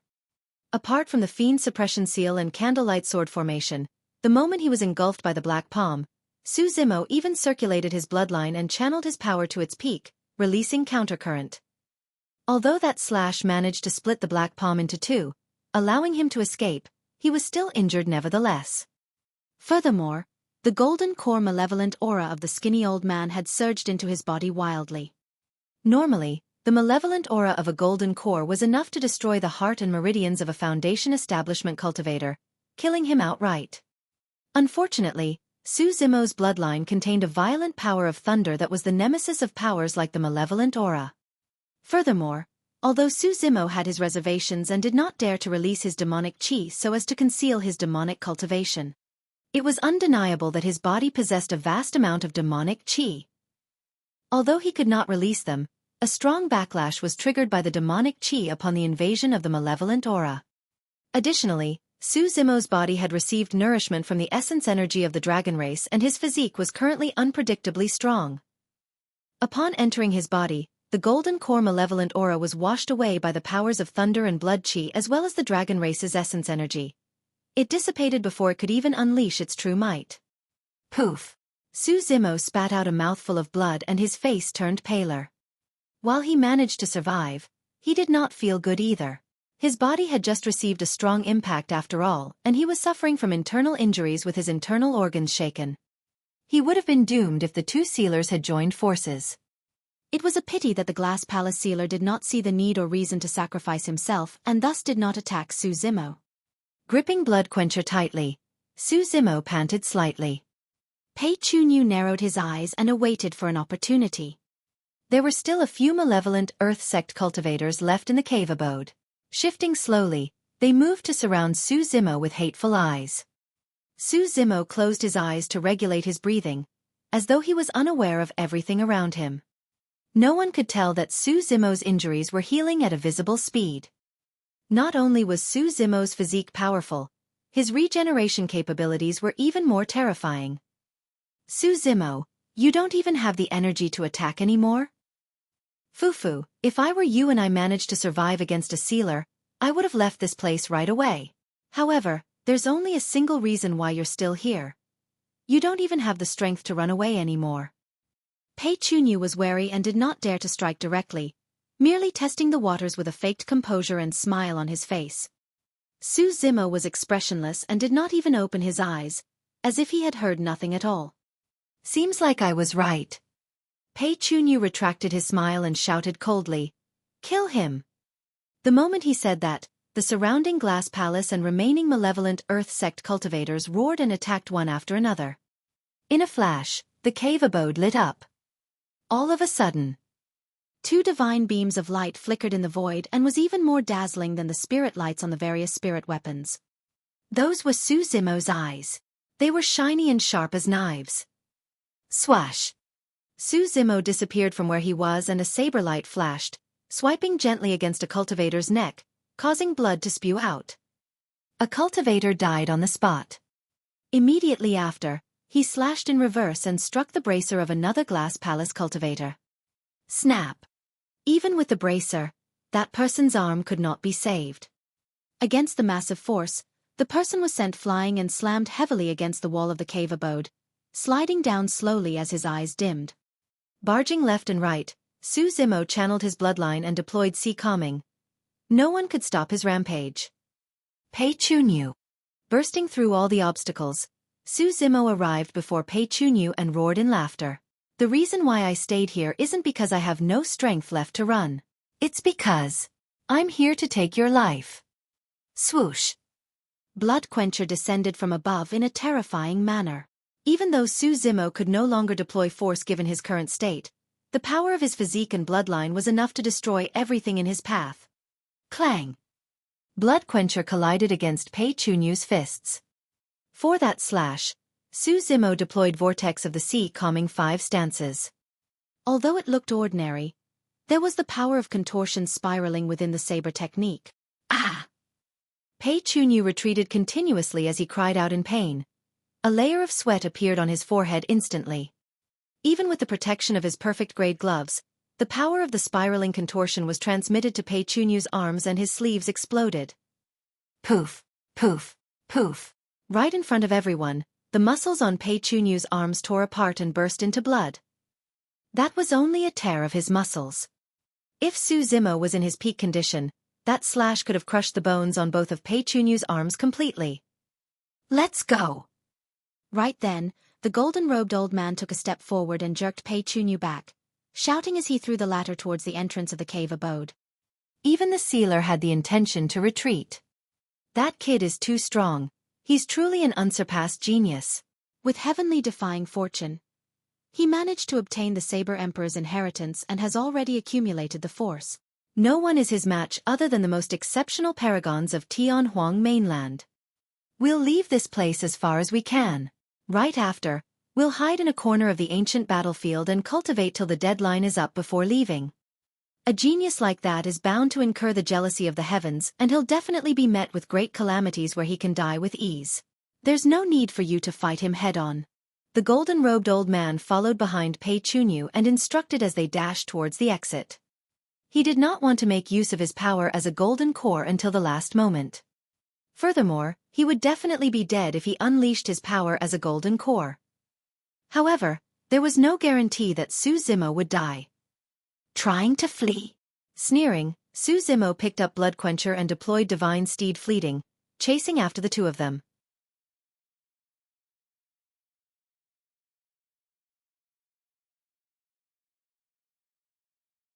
Chapter 426. Battling the Sealer. Chapter 426. Battling the Sealer. Pei Chunyu swallowed a handful of elixirs to suppress his body's injuries for the time being. By now, he was no longer smiling as he sped ahead with a panicked expression, not daring to rest at all. He was thoroughly shaken after that fight. At that moment, the only thoughts in Pei Chunyu's minds were of Xueqi and the skinny old man's deaths, causing his limbs to go cold. This is a ruthless person who has no fear. You must not fall into his hands. Pei Chunyu grit his teeth and screamed internally. The crowd was astounded. If they hadn't witnessed it personally, nobody would have imagined a Foundation establishment cultivator chasing down the successor of Glass Palace and a sealer in the ancient battlefield. That man is truly audacious. The sealer merely doesn't want to trade lives right now. If he's really forced into a corner and retaliates, he can kill Zimo instantly. That's not for sure. The sealer of Malevolent Earth Sect died for nothing previously. Many cultivators discussed as they started to fight for the Grade 2 elixirs of Elixir Pool Sect before dashing out of the cave abode. All of them wanted to witness the outcome. In front of the Elixir refinement halls, Su Xiaoning's eyes were still closed as she received Elixir Pool Sect's inheritance. The long duration of the inheritance implied that there were many things left behind by Elixir Pool Sect. It was beneficial, be it for Su Xiaoning or Elixir Yang Sect. Hundreds of Elixir Yang Sect disciples protected Xiaoning in the middle like stars surrounding the moon, layer by layer. They were so tight that even wind could not blow in, as they were afraid that the inheritance process would be disrupted. Tang Yu started to furrow her brows as she looked towards the depths of the ruins from time to time with a worried expression. Smiling gently, Uncle Yang asked, "You're worried about young Master Su, right? I'm praying right now that there's no perfect meridian unlocking elixir in Elixir Pool Sect." Sighing, Tang Yu continued, "Given his personality, since he said that he definitely has to get his hands on a perfect meridian unlocking elixir, he'll definitely fight for one. Against the successors of Glass Palace and Malevolent Earth Sect, he doesn't stand a chance of winning." "Don't worry," Uncle Yang pondered and said. "Now that I think about it, the lad's saber technique should be the sea calming 5 stances. In other words, the rumor was real and he truly obtained the Saber Emperor's inheritance." Although Tang Yu had guessed it vaguely previously, she was still shocked when she heard Uncle Yang say it.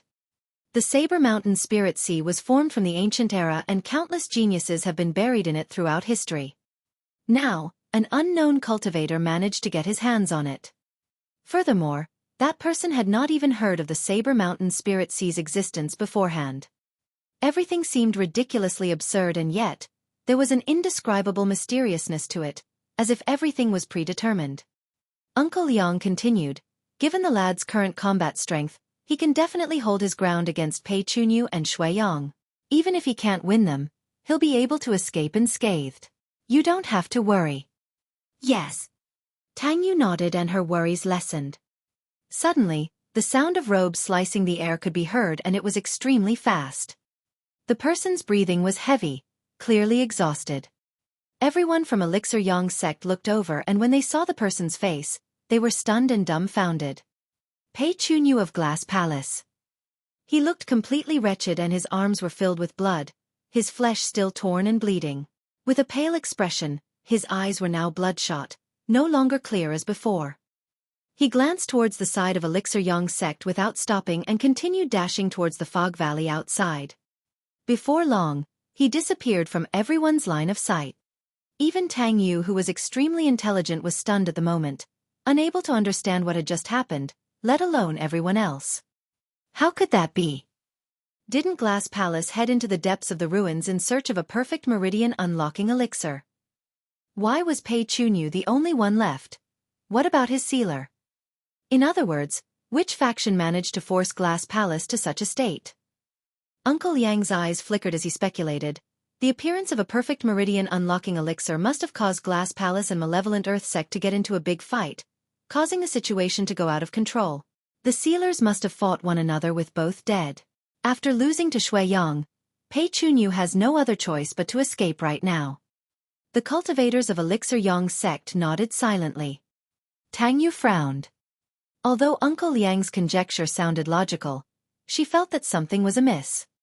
When Pei Chunyu was escaping, his expression was horrified, as though he had encountered something that frightened him. Did Shui Yang possess such strength? Or, could something unimaginable have happened in the depths of the ruins? Right then, the sound of a clash echoed from the air in the distance. It was a loud boom, and the battle had clearly reached its climax. Everyone from Elixir Yang Sect looked over, and their expressions froze with agape mouths. In the distance, 2 figures were engaged in an intense battle. Spirit light shone brightly and a blood beam filled the skies. Bang, bang, bang. Each time the 2 of them clashed, an extremely terrifying energy fluctuation would ripple out, causing everyone to shudder. One of them was the golden-robed old man, Glass Palace's sealer. The other person was in green robes and wielded a blood-colored saber. It was none other than Su Zimo who had entered the depths of the ruins. This. Uncle Yang was completely dumbfounded. Tang Yu opened her mouth slightly and looked at the green-robed figure far away without blinking. All the confusion in her heart seemed to have been resolved. The person that Pei Chunyu feared was not Shui Yang, but Su Zimo. The situation on the battlefield was extremely tense. Although the sealer, the golden-robed old man, did not unleash his power as a golden core. All of his attacks were extremely forceful, carrying the might of an 8 Meridian Foundation establishment cultivator. On the other hand, Su Zimo was even more ferocious, slicing sharply with a fervent gaze.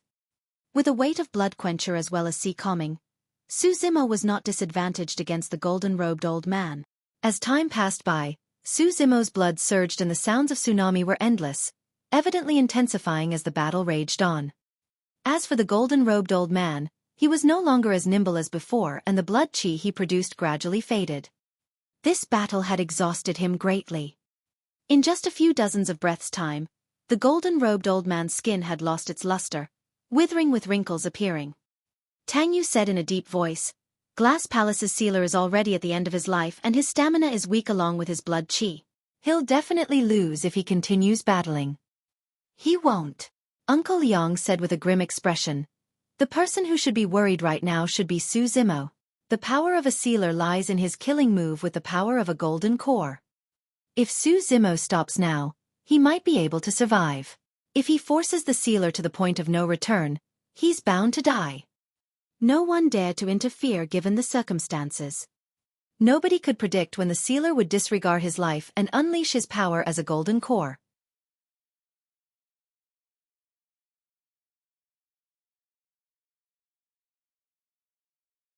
Chapter 427, Baited Kill. Chapter 427, Baited Kill. Su Zimo was drenched in sweat and steam emitted from his body like smoke. The power of his bloodline was being channeled at his limits. The battle was getting more intense. This also meant that the outcome of this battle would be decided soon. Ever since they entered the Fog Valley, Su Zimo had been battling the entire time. Earlier on, he killed countless demon beasts and even took down a sealer without resting once. Coupled with the fact that he was injured, Su Zimo was already pushing his body to its limits to be able to fight the sealer till now. This was also because he had cultivated the mystic classic of the 12 demon kings of the Great Wilderness, Void Thunder Manual, and devoured the dragon egg's essence. An ordinary body would have been destroyed by now. In the eyes of the golden-robed old man, Su Zimo's stamina, physique and body had already surpassed a pure-blooded ferocious beast. Of course, although Su Zimo's body was at its limits, the golden-robed old man was in an even worse condition. Everyone could tell that he was getting significantly older with every breath in an irreversible manner. Each time the golden-robed old man attacked, he was using up the remainder of his lifespan. Su Zimo narrowed his eyes and took a deep breath. Suddenly, a tremendous change occurred in his saber technique. Earlier on, it was tough and ferocious. In the blink of an eye, it was as gentle as the ripples on the surface of a water, spreading continuously. The ripple stance of Sea Calming Manual. Countercurrent represented toughness while ripple represented softness. Softness was different from weakness where the latter referred to powerless. The softness of water could grind away the edge of stones. The softness of water could penetrate a rock. The softness of water could engulf everything. Softness countered hardness. When Su Zimo used ripple, he did not fight the golden-robed old man head-on. Instead, everything was a tap and go. The saber changed angles swiftly and a series of ripples formed each time it struck. Every single attack looked weak and powerless, but they were fatal. The sudden change caught the golden-robed old man off guard. In a moment of carelessness, 2 wounds appeared on his arm and blood gushed out as he retreated continuously. "That's all there is to sealers," Su Zimo smirked. Against Su Zimo's mockery, the golden-robed old man calmed down quickly and his eyes were cloudy and expressionless. Nobody could read his thoughts. He was looking for an opportunity. He wanted a perfect opportunity to unleash his power as a golden core and kill Su Zimo in exchange for his life. At the moment, the golden-robed old man was expressionless.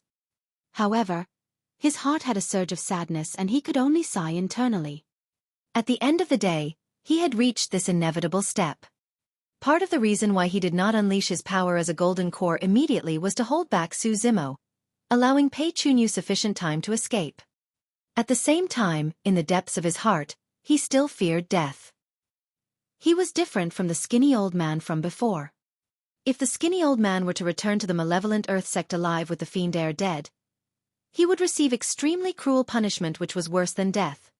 That was why the skinny old man could unleash his power as a golden core so easily, as he did not have any psychological burdens.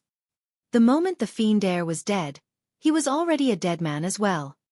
However, for Glass Palace, Pei Chunyu was still alive. The golden-robed old man still harbored hope that he would be able to force Su Zimo back without unleashing his power as a golden core. However, it was a pity that his hope was about to be crushed mercilessly. Su Zimo's gaze was fervent. As though he could read the golden-robed old man's mind, he spoke again without stopping in his attacks. "Actually, you had a chance to kill me." The golden-robed old man was unmoved and continued defending against Bloodquencher's ripple expressionlessly. He knew that Su Zimo was attacking his mental state. In a fight, top experts would often provoke their opponents to reveal openings so as to seize the advantage. Smiling gently, Su Zimo continued. "Your only chance was to work together with the sealer of Malevolent Earth Sect.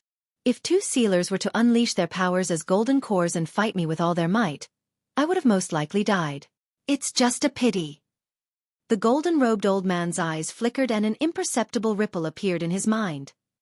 Although he knew that Su Zimo was attacking him mentally so that he would reveal an opening, the golden-robed old man felt a strong sense of frustration and indignance. Those words struck a chord in his heart. A gleeful expression flashed through Su Zimo's eyes. "It's just a pity that you were too afraid of death. Even now, you harbor hope of surviving. But actually, you know in your heart that you'll definitely die today." "You!" The golden-robed old man's expression changed and was about to say something when his hand slowed down, revealing a major opening. Su Zimo's eyes lit up as he strode forward, slashing in reverse towards the golden-robed old man's throat with a chilling killing intent. All of a sudden, a terrifying aura burst forth from the golden-robed old man. "Su Zimo, you've been tricked." Ignoring the incoming saber, the golden-robed old man suddenly unleashed his power as a golden core, engulfing Su Zimo with a gigantic palm. "Even if I have to die, I'll take you with me." "Not good." Uncle Yang's heart skipped a beat and he turned pale with fright when he saw that. Others might not read the situation clearly, but he understood it well given his experience. At first, Su Zimo saw that he could not take down the golden-robed old man and began attacking the latter mentally to break the stalemate. Initially, the golden-robed old man was unmoved. However, after a few sentences, the golden-robed old man was enraged and revealed an opening. There was naturally no way Su Zimo would let the opportunity go as he took advantage of the situation and charged forward. But in reality, that opening was revealed by the golden-robed old man intentionally. That was the reason why he said that Su Zimo was tricked. The golden-robed old man was waiting for Su Zimo to rush forward with no room to retreat before killing the latter by unleashing his power as a golden core. "Heis." Uncle Yang sighed and shook his head. He's still too inexperienced after all. Before he could finish his sigh, a soft laugh came from the battlefield. "Fufu, the one that was tricked, is you." It was Su Zimo's laughter. Although he was initially at the battlefield, by the time his sentence was completed, Su Zimo had already ran far away from where he was. Boom! The golden-robed old man's palm slammed onto the ground, creating a clear palm print. He missed. What happened stunned all the cultivators once more. Standing from afar, Su Zimo looked at the golden-robed old man with a mocking gaze and a fake smile. At that instant, the golden-robed old man aged considerably.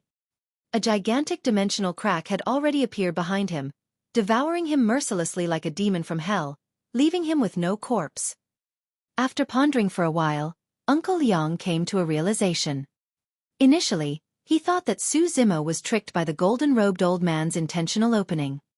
However, the truth was that Su Zimo had also read the golden-robed old man's intentions and pretended to charge forward before escaping far away after the latter unleashed his power as a golden core. It was a bloodless battle of psychological warfare. A single mistake and he would have lost everything and died on the spot. Both parties schemed and fought several times, but in the end, Su Zimo came out on top and baited the sealer to his death.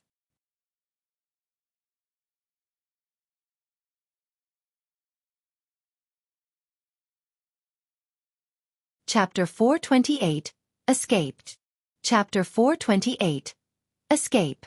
Uncle Yang's expression was complicated. Although the golden-robed old man did not die in the hands of Su Zimo, he was still the reason why the former was devoured and killed by the dimensional tear. The fact that a sealer was not able to kill a Foundation establishment cultivator despite sacrificing his own life was rather sorrowful. In reality, Su Zimo had also taken an extremely huge risk in that battle. The moment the sealer unleashed his power as a golden core, Su Zimo was not a match for him at all. In the Grade 2 Elixir cave abode, he only managed to defend against the skinny old man by using all his trump cards. Even then, he was severely injured. Given Su Zimo's current condition, there was absolutely no way he could have withstood another attack of a golden core level. That was the reason why he was fighting the golden-robed old man for so long. Eventually, he made use of his spirit perception and spotted the golden-robed old man's killing intent a moment earlier, allowing him to retreat and bait the latter to his death. Su Zimo was almost completely exhausted and he would not have been able to hold on if not for his extremely strong regeneration capabilities. After baiting the sealer to his death, Su Zimo heaved a sigh of relief. After a slight pause, his eyes flashed with a cold glint. He came before the Elixir refinement hall and asked softly, "Has anyone seen Pei Chunyu?" "He escaped into the valley." A cultivator pointed. If Pei Chunyu did not die, he would ultimately be an uncertain source of trouble for Su Zimo. Tang Yu was nervous and stepped forward quickly, persuading, "Fellow Taoist Su, you're so weak right now, don't take the risk. Furthermore, even if you give chase now, you might not be able to catch up with him." Su Zimo shook his head and in a flash, darted into the fog valley without explaining anything. In the blink of an eye, he disappeared before everyone. Xiaoning was still receiving her inheritance. The cultivators of Elixir Yang sect discussed the battle from earlier with soft voices and excited expressions. Although the sealer was at the end of his life and only had a single chance to strike, he was still a golden core no matter what. That was a battle between a Foundation establishment cultivator and a golden core. This kind of talk was enough for the Elixir Yang sect cultivators to brag about it for many years after returning to the sect. Not long after, the Thousand Crane sect cultivators returned from the depths of the ruins and their eyes brimmed with joy. "Congratulations, Sister Man. Tang Yu said with a smile, "Seems like Thousand Crane sect benefited quite a bit from Elixir Pool sect as well." "Yes, we obtained a couple of lost talisman secret techniques." Feng Man pursed her lips and smiled. Right then, the discussions of cultivators not far away could be heard. "What's the background of Su Zimo? He's way too ruthless." "That's right. I saw with my very own eyes how he squashed the fiend heir of Malevolent Earth sect to death like an ant." "What use is the fiend heir? Even the sealer of Malevolent Earth sect died for nothing." The Elixir Yang sect cultivators were stunned when they heard that. Frowning, Tang Yu turned to Feng Man and asked, "What's up with Malevolent Earth sect? What has it got to do with fellow Taoist Su?" "You don't know about it yet." Feng Man looked at her oddly. Tang Yu and the others had remained around Xiaoning the entire time and did not know about everything that happened in the Grade 2 Elixir cave abode. Feng Man explained, "A perfect meridian unlocking elixir appeared in a cave abode in the depths of the ruins and Su Zimo stole it while killing Xueqi on the spot." "Ah!" A wave of shock and astonishment could be heard from the crowd. Feng Man continued, "Thereafter, Malevolent Earth Sect sealer attacked and he took on everything. Malevolent Earth Sect is now completely destroyed." This time round, it was completely silent in front of the Elixir Refinement Hall. In that case, it meant that two sealers had died for nothing. Tang Yu had a stunned expression and her mouth was agape for the longest time. In the Fog Valley, Su Zimo deployed his spirit wings and sped forward at lightning speed. Charging towards the entrance of the valley, he was already at the limits of his speed. He did not fight the golden-robed old man for long. Pei Chunyu was already injured and did not have much strength left. It was unrealistic for him to escape the Fog Valley in this period of time. After all, there were still countless beasts and birds roaming in the valley. Throughout the way, Su Zimo made use of his strong hearing, eyesight and senses to track down traces of Pei Chunyu. Right now, the night was extremely dark and the fog was everywhere. It would be almost impossible for the other cultivators to search for someone since their vision range would be 30 feet at most. However, it was different for Su Zimo. After clearing his 7 orifices, His 5 senses were extremely sharp and he had a large search radius. He could notice any bit of activity. The pure-blooded ferocious beasts in the valley were already dead and Xueqi advanced fearlessly. None of the demon beasts and ancient remnant beasts in the fog dared to approach him and they all hid far away. Before long, Xueqi rushed out of the fog valley and stood at the entrance, frowning. He did not see Pei Chunyu at all. That guy had vanished. Xueqi's eyes flickered and he frowned in deep thought. In this case there could only be 2 possibilities. First, Pei Chunyu had already escaped the valley. However, Xueqi deduced that the probability of that wasn't great. Second, Pei Chunyu was still in the valley. It wasn't a simple task if one wanted to hide inside the fog valley. Birds filled the skies and beasts roamed the ground. There was no way a cultivator would be able to hide in peace as they would definitely encounter battles and create a commotion. However, along the way, Xueqi did not notice any signs nor did he hear any activity. Weird. He murmured softly. Could he truly have escaped? On second thought, Xueqi felt that it wouldn't be surprising for a disciple of Glass Palace, an immortal sect, to possess some life preservation methods. At that moment, Pei Chunyu might have already escaped 1,000 miles away from that place. After loitering around for a long time, Xueqi returned from where he came from and disappeared into the fog. A long time later, the valley regained its tranquility.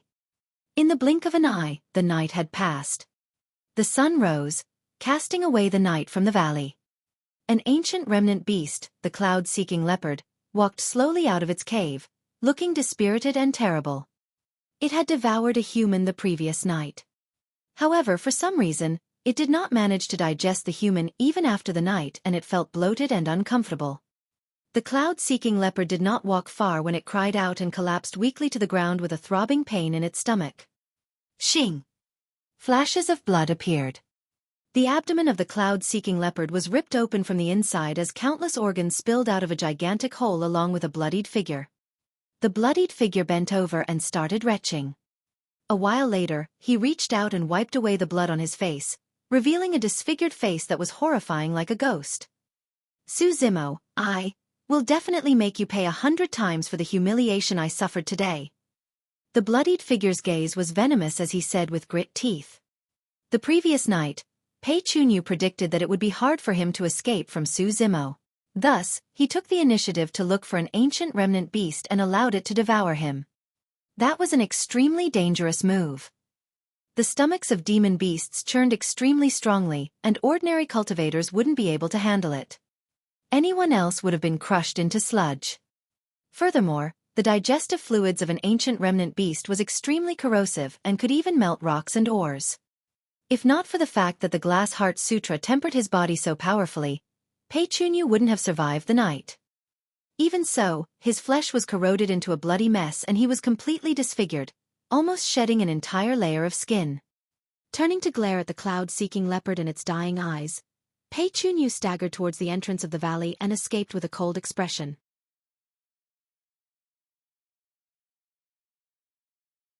Chapter 429. A heavenly shocking appearance through stone, arrival of the human emperor's palace. Chapter 429. A heavenly shocking appearance through stone, arrival of the human emperor's palace. With the end of the Battle of the Ruins, the biggest winner was Elixir Yang's sect. Entering the ancient battlefield with more than 1,000 disciples, they had more than 400 remaining. If nothing went wrong, these 400-odd people would be able to return to Elixir Yang's sect safely. Xiaoning received the inheritance successfully and opened up the Elixir Refinement Hall, obtaining countless ancient elixir manuals. Elixir Yang's sect's reputation and status was bound to soar after the ancient elixir manuals were brought back to the sect. The next day, Elixir Yang's sect, Thousand Crane sect, Puppet sect, Tomb sect and the other sects and factions left the place and returned to Xintian City. Most of the cultivators had already achieved their goals for the ancient battlefield expedition. In the following period of time, they would choose to cultivate peacefully in Xintian City before leaving once the year was up. Xueqi began to cultivate in seclusion as well, preparing to unlock his 7th spirit meridian. Time passed by slowly and in the blink of an eye. Xueqi had been in the ancient battlefield for half a year. He had just unlocked his 7th spirit meridian a couple of days ago, increasing his strength once more. As long as he continued cultivating, Xueqi might be able to reach the peak of 7 Meridian Foundation establishment before leaving the ancient battlefield. After returning to the Great Zhou dynasty and consuming the perfect meridian unlocking elixir, he would have a chance of unlocking his 8th spirit meridian, turning into a foundation establishment cultivator with all meridians unlocked. By unlocking all 8 meridians, he would be at perfected foundation establishment cultivation realm and would definitely form a golden core. Furthermore, he would definitely have a golden core phenomenon accompanying his core formation. Of course, that was under the premise that everything went smoothly. The path of cultivation was unpredictable, and no one could guarantee that it would be smooth without any changes happening in this period of time. This day, the skies suddenly flashed with lightning and rumbled with thunder. A terrifying pressure instantly descended upon the ancient battlefield. Everything went silent. Time seemed to have frozen. All the living beings in the ancient battlefield, be it ancient remnant beasts or pure-blooded ferocious beasts, sprawled onto the ground obediently, and their eyes revealed endless fear. This was a fear that stemmed from the ancient era, something deep-rooted and indestructible. In every corner of the ancient battlefield, the successors of the various supersects of Tianhuang mainland came forward and looked up in the air in shock. Countless cultivators woke up from their seclusion cultivation and came out one after another. It didn't matter if it was Elixir Yang sect, Thousand Crane sect, Puppet sect or Tomb sect that was in Shentian City. At this moment, every single cultivator sensed something and arrived on the long street, roofs and midair, gazing into the distance. The cultivators were dumbfounded in shock. Even Uncle Yang, who was a sealer, opened his mouth with a look of disbelief. The clouds were shifting rapidly in the center of the sky. Dark clouds covered the place and they churned, rotating slowly to form a gigantic black vortex that was extremely shocking. In that sea of clouds, numerous lightning snakes were packed densely together, forming a dazzling sea of lightning within the sea of clouds. The closer it was to the core of the vortex, the more concentrated the lightning became. Thunder rumbled and lightning crackled. It was as though a giant creature was about to descend from the vortex. This is... Standing in midair, Xueqi gazed at the horizon with a bright light in his eyes. The aura that was emanated from the center of the cloud vortex was way too terrifying. Against its suppression, Xueqi felt extremely insignificant and almost wanted to kneel down in worship.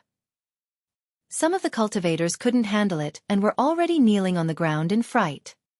Gradually, a huge square-shaped stone slab appeared in the middle of the vortex, covering the entire place. As it descended, it seemed as if it could crush everything in the ancient battlefield into emptiness. This was only the tip of the iceberg for this unknown terrifying existence. The stone slab continued descending and gradually revealed its full appearance. It was an extremely old palace with a round top and a square base. Possessing an ancient and boundless aura, it seemed like it had arrived against the flow of time from the ancient era. A circular top and a square base, the human emperor's palace. Uncle Yang gasped and exclaimed.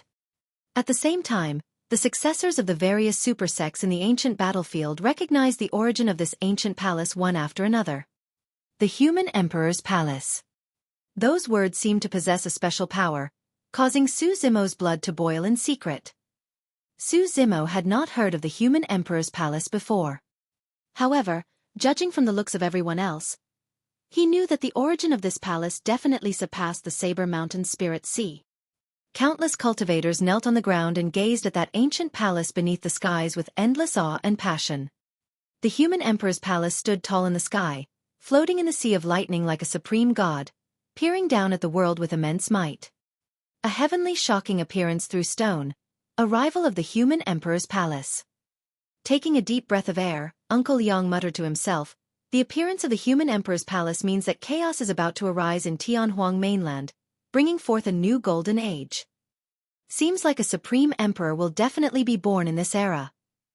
Perhaps we're about to welcome a prosperous era with multiple emperors arising, restoring the glory of the ancient era. To be fortunate enough to witness everything in my lifetime, I can now die without any regrets. South of the ancient battlefield. A buzz-cut cultivator stood with his upper body bare. Every single inch of his muscles shone with a bronze luster, giving off the feeling of explosive might. Breaking out of seclusion, a gigantic spear rested on this person's shoulder, and he gave off an extremely savage aura. Raising his head to look at the ancient palace, he roared in laughter. Ha ha ha! The arrival of the human emperor's palace. Seems like I, Pang Yu, am fated to be an emperor in this era. Before his laughter ended, Pang Yu strode towards the center of the ancient battlefield in huge strides. North. A pair of resentful eyes could vaguely be seen through layers of vines that concealed the entrance of a hidden cave abode.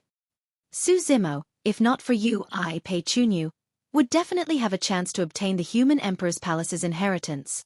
Half a year had passed and Pei Chunyu had yet to break through to 8 Meridian Foundation establishment. He did not have the strength to fight the others for the human emperor's palace's inheritance at all. In order to survive, he could only continue to hide here. West. A monk who was originally sitting quietly in the middle of the desert suddenly stood up. Gazing at the ancient palace above him, he mumbled to himself, "The human emperor's palace does tempt me." East. A purple cloud soared into the sky before transforming into a figure and descending slowly. The purple-robed cultivator had a stern expression and did not smile at all. Possessing a dignified expression, he was surrounded by endless purple chi and had an extraordinary aura. After pondering for a moment, the purple-robed cultivator moved and disappeared from the spot. The center of the ancient battlefield. In front of a waterfall, a cultivator sat quietly on a rock. Although he was drenched from the splashing water, he was indifferent to it.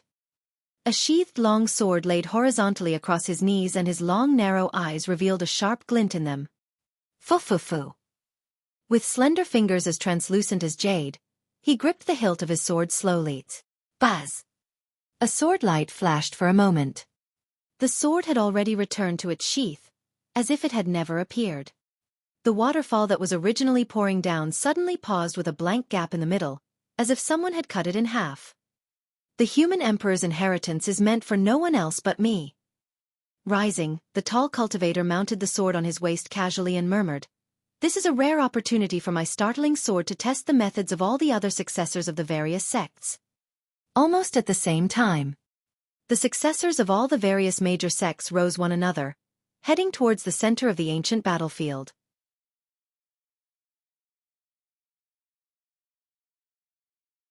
Chapter 430, Primordial Secret. Chapter 430. Primordial Secret. Shentian City. Su Zimo arrived beside Tang Yu and asked softly, "What's the background of the human emperor's palace?" Gazing at Uncle Yang, Tang Yu said, "It's better to let Uncle Yang explain. He knows more about these ancient secrets than me. It's just a pity that I'm reaching the end of my life and I won't be able to witness the arrival of this glorious era." Sighed. Uncle Yang sighed gently with a wistful expression, revealing endless indignance in his eyes. After a momentary pause, he said slowly, "There's a person who has to be mentioned in order to explain the human emperor's palace. He's none other than the human emperor." The moment those words were said, it seemed to possess a divine might that caused the entire ancient battlefield to tremble. Su Zimo furrowed his brows slightly. It was easy to deduce that this person was an emperor just by the title alone. However, even when Tang Yu mentioned the saber and sword emperors previously, she did not reveal an expression as such. It was an innate reverence and respect. This was no longer a mere title, but an eternal energy that ran through the ages. As though he could understand Su Zimo's confusion, Uncle Yang explained, "Throughout history, there would always be an emperor for every era. The Saber Emperor that left behind the Saber Mountain Spirit Sea was merely the Saber Emperor of that era. Later on, there was someone else who succeeded the Emperor of the Saber Emperor." In other words, be it the Saber, Sword, Immortal or Demon Emperors, they were not the only ones, and every single era would have paragons attaining the title of Emperor. At that moment, Uncle Yang paused for a moment before saying deeply, "However, throughout history, there has only been a single human emperor. For the other emperors, those were merely titles. However, he was the one and only human emperor." The human emperor. Su Zimo was shocked. At that point, he gradually understood the significance of those two words, human emperor. Even the immortal, Buddha and fiend emperors could not take on the human emperor's title. Immortals, Buddhas and fiends were merely different Daos of the human race. However, the human emperor was the emperor of all humans and was above the immortal, Buddha and fiend emperors. What sort of a peerless genius was befitting of such a title? Uncle Yang reminisced and said slowly, throughout history, the human emperor was the strongest and most powerful emperor with no equal. In the face of the human emperor, all the other emperors could only be considered as subjects. The human emperor experienced no failures throughout his life and reigned across history, arriving at the peak. Sweeping through the 9 heavens and 10 earths, nobody dared to challenge his glory as he looked down on the world and is revered till now. Su Zimo could barely contain his emotions. A life without failure. That was a true emperor. Someone who single-handedly reigned across history. There was no human emperor before him and no one dared to claim themselves as one after him. Letting out a breath of air gently, Uncle Yang continued, of course, the reason why the human emperor received his title was not only due to his combat strength, but mostly because of his peerless achievements. It's no exaggeration to say that it's the human emperor's credit that the human race is able to occupy more than half of Tianhuang mainland right now. Do you know why the human race is able to enjoy its glory today despite the fact that we humans are born weak and fragile? Suddenly, Uncle Yang paused and changed the topic, asking. I don't. Su Zimo shook his head. In reality, he had pondered over this question before as well. Humans were born weak in constitution and had short lifespans without any claws or fangs. Even an adult human is unable to fight a ferocious tiger single-handedly. It was then needless to even compare about the dragon race and whatnot of the legends. Su Zimo let out a curious expression. He could vaguely sense that a shocking ancient secret was about to be revealed to him. Uncle Yang said, it was said that back in the Primordial era, there were thousands of different races. Among them, the 9 fiercest races reigned supreme and later generations referred to them as the Primordial 9 races. Suddenly, Su Zimo's heart skipped a beat as he recalled something.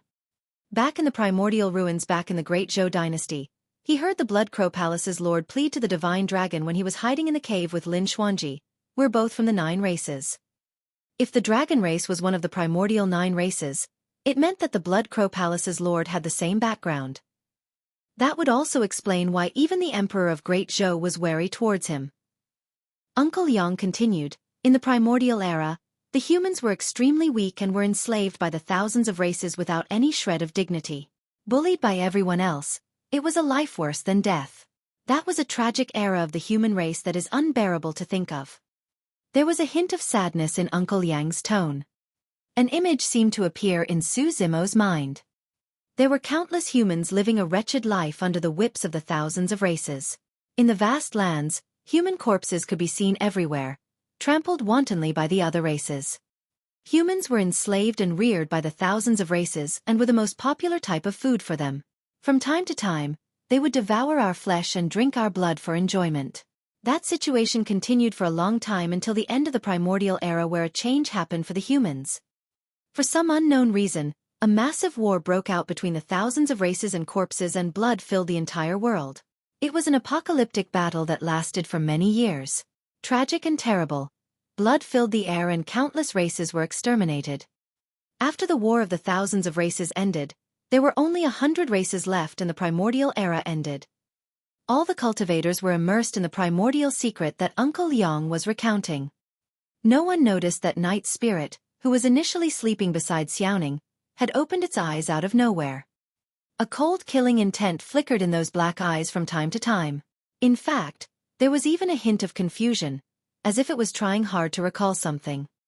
The ancient era came after the primordial era.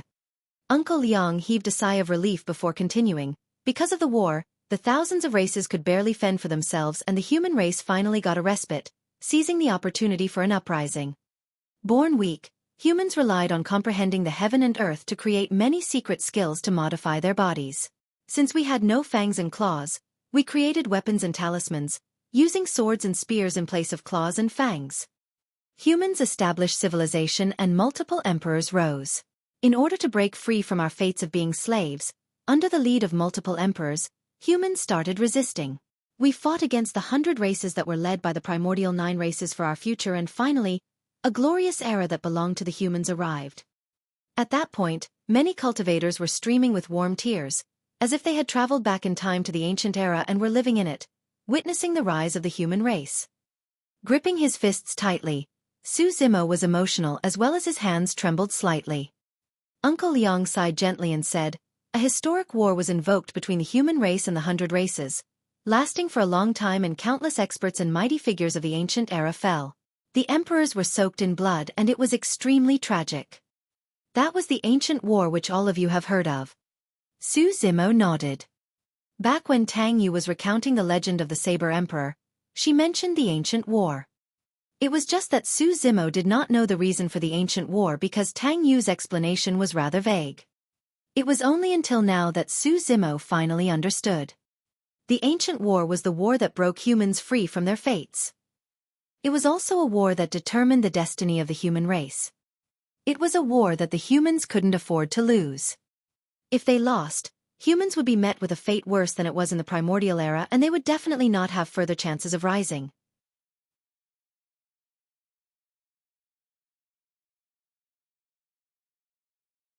Chapter 431. Eternal Human Emperor. Chapter 431. Eternal Human Emperor. Uncle Yang said, "The ancient war lasted for a whole time and almost spanned across the entire ancient era. Among that, countless human cultivators risked their lives to save the commoners from the disaster, creating a tragic song among the glorious era of the human race. The primordial 9 races were way too strong and had already reigned over Tianhuang mainland ever since the primordial era, where there were thousands of races. Under the lead of the primordial 9 races, the 100 races joined forces and pushed the humans back. Slowly, the territories occupied by the humans decreased and they were about to be engulfed by the 100 races that were led by the primordial 9 races at any moment. The human race was on the brink of extinction. Although everyone already knew that the outcome of the ancient war was that the human race stood victorious, everyone could not help but get nervous at that point. Uncle Yang took a deep breath of air and said deeply, "In that chaos, the human emperor appeared domineeringly and overturned the situation. He conquered the 4 regions and 3 seas almost single-handedly, killing multiple emperors among the 100 races and severing the light of providence on the primordial 9 races. Sweeping across Tianhuang mainland, everyone had to bow down everywhere he passed. The Dragon Emperor of the Dragon race and the Celestial Emperor of the Celestial race? Against the human emperor, all of them had to die. Later on, descendants even referred to the birth of the human emperor as the subduing of all 100 races as his subjects. The cultivators opened their mouths in shock, and it took a long time for them to calm their hearts. The result of the ancient war was that the 100 races lost massively and were almost extinct. Even the primordial 9 races were severely injured and had to each hide in a corner of Tianhuang mainland, living ignoble existences and rarely showing their faces. The 9 areas are known today as the 9 Forbidden Grounds." Su Zimo shuddered when he heard that. Previously, he heard Demonis Ji mention the 9 Forbidden Grounds where any living being that entered was bound to die. It was only until now that the doubts in Su Zimo's hearts were resolved. The origins of the 9 Forbidden Grounds came from the primordial 9 races that once ruled over Tianhuang mainland. What Uncle Liang meant was that if the human emperor hadn't appeared in the ancient era, the humans wouldn't have been a match for the primordial 9 races. Although the human emperor was already long gone, the primordial 9 races survived. Suddenly, a thought struck Su Zimo. If the primordial 9 races were to show themselves again and come out from the 9 Forbidden Grounds one after another in this era, who could stop them now that the human race no longer had the human emperor? It wasn't a completely unfounded worry. The reason why Su Zimo thought about that was because of the appearance of the Blood Crow Palace's lord. Shaking his head, Su Zimo stopped letting his imagination run wild. He merely heard Uncle Yang continuing, "From then on, the human race has prospered and the ancient era came to an end, bringing us to the current era. Right now, no one knows of the human emperor's name. However, because he reigned through history and conquered all regions, the human race refer to him as the emperor and we descendants call him the eternal human emperor. Furthermore, it's because of the human emperor's appearance that the 100 races are destroyed and the primordial 9 races have to live an ignoble existence, bringing a close to an era. The ancient era was also known as the human emperor's era. Eternal human emperor." Uncle Yang continued, "Ever since the ancient era, time has passed and the world has changed. Generation after generation, emperors have appeared on Tianhuang mainland, but none of them dare refer to themselves as the human emperor, and neither did any of them have the qualifications to attach eternal to their titles. Su Zimo finally heaved out a sigh of relief when he heard that as a phrase filled his mind. The title of the human emperor was totally deserved. Tang Yu said, "The human emperor's palace was the bedroom of the human emperor and contains his inheritance. Ever since the human emperor left Tianhuang mainland, the human emperor's palace has only appeared 7 times, and there were a total of 7 people who had entered it, leaving their marks. Each of the cultivators that came forth from it underwent complete transformations. Among those 7 people, 3 of them became emperors. The other 4 cultivators became the strongest paragons of their respective generations. It was just a pity that they died midway and could not make it to the end. No one could ensure that the path of cultivation would be smooth. Even the cultivators with the most heavenly defying potentials would meet with countless calamities, and no one could guarantee that they could make it through everything safely." Tang Yu remarked, "From the point of view of the later generations, if the remaining 4 of the 7 cultivators who entered the human emperor's palace hadn't died, they would have definitely become emperors with their achievements as well." "What's inside the human emperor's palace?" Su Zimo could not help but ask. Tang Yu chuckled bitterly and shook her head. "I'm afraid other than the 7 cultivators who entered the human emperor's palace, no one else knows." Uncle Liang said deeply. "It said that each of the 7 cultivators received different inheritances. For example, the 3 of them who became emperors were the immortal, Buddha and fiend emperors respectively." Tang Yu looked at Su Zimo and suddenly asked, "Fellow Taoist Su, you're interested in the human emperor's palace's inheritance?" Su Zimo remained silent and did not reply. Tang Yu continued, "Only a single person is allowed into the human emperor's palace. If you wish to obtain its inheritance, you will naturally meet with the strongest cultivators in the ancient battlefield. Furthermore, all of them are bound to be at 8 Meridian Foundation establishment. Right now you're only—" She did not continue. In her opinion, Su Zimo was indeed truly strong and could in fact challenge 8 Meridian Foundation establishment cultivators. However, it was unrealistic to think that he could suppress multiple geniuses and enter the human emperor's palace. After all, he was only at 7 Meridian Foundation establishment no matter what. The difference between 7 and 8 Foundation establishment was way too great. Furthermore, there were sealers of super sects watching from the sidelines. Not all sealers could be baited to their deaths by Su Zimo. He might be able to survive against the attacks of a sealer. But, what if there were 2 or 3? Is Elixir Yang's sect intending to go? Suddenly, Su Zimo asked. "We're not." Tang Yu shook her head decisively. "I can almost predict that the area beneath the human emperor's palace will be filled with blood and corpses. There might even be many innocent sects that might get implicated just because they want to watch the show. We're in possession of many ancient manuals from Elixir Pool sect and we can't afford to lose them. I'll not let Elixir Yang's sect take the risk." Nodding, Su Zimo replied, "This is an extremely rare occasion. I'll head over to take a look but I won't participate." At that moment, Su Zimo told a lie. Tang Yu more or less understood Su Zimo's personality, and knew that he wouldn't change his mind easily after deciding on something. She no longer tried persuading him but merely reminded, "Make sure to stay away the moment you sense something amiss. Don't get implicated." "Thank you." Su Zimo greeted with cupped fists. "Actually, there's something else about the human emperor's palace that draws in Foundation establishment cultivators."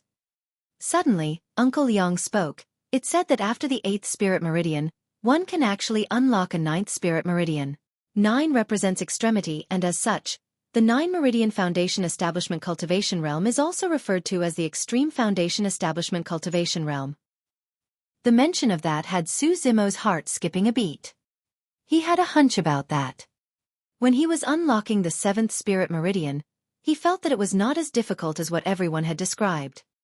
Su Zimo deduced that it might be because of his spirit energy's purity. Up till this point of his cultivation, he had not consumed any elixirs with impurities. Legend has it that only the human emperor has managed to unlock that ethereal 9th spirit meridian. Uncle Liang continued, "Of course, that's only a legend. After all, throughout history, apart from the human emperor, no one has managed to unlock the 9th spirit meridian. Even the 7 cultivators who stepped foot into the human emperor's palace did not manage to do it as well. That's also why some people want to enter the human emperor's palace to seek out the secret of the extreme foundation establishment.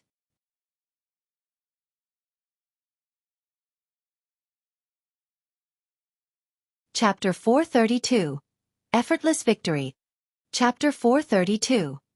Effortless Victory. The second day after the human emperor's palace descended, Su Zimo left Xintian City. He did not take Night Spirit with him. Instead, he chose to let it stay by Xiaoning's side to ensure her safety. Although Xiaoning had already obtained Elixir Pool Sect's inheritance and was bound to be valued by Elixir Yang's sect, Su Zimo was still worried. He would only feel more relieved after knowing that Night Spirit was with her. Ever since they returned from Elixir Pool Sect, Xiaoning had been unusually happy. That was because in the inheritance memories of Elixir Pool Sect, she found an elixir that could increase one's lifespan, Longevity Elixir. However, it was a grade 3 elixir. Xiaoning could not create it at all given her current level of elixir refinement. Before leaving, she smiled and said to Su Zimo, "Don't worry, I'll definitely refine a longevity elixir as soon as I can to help Big Brother extend his lifespan."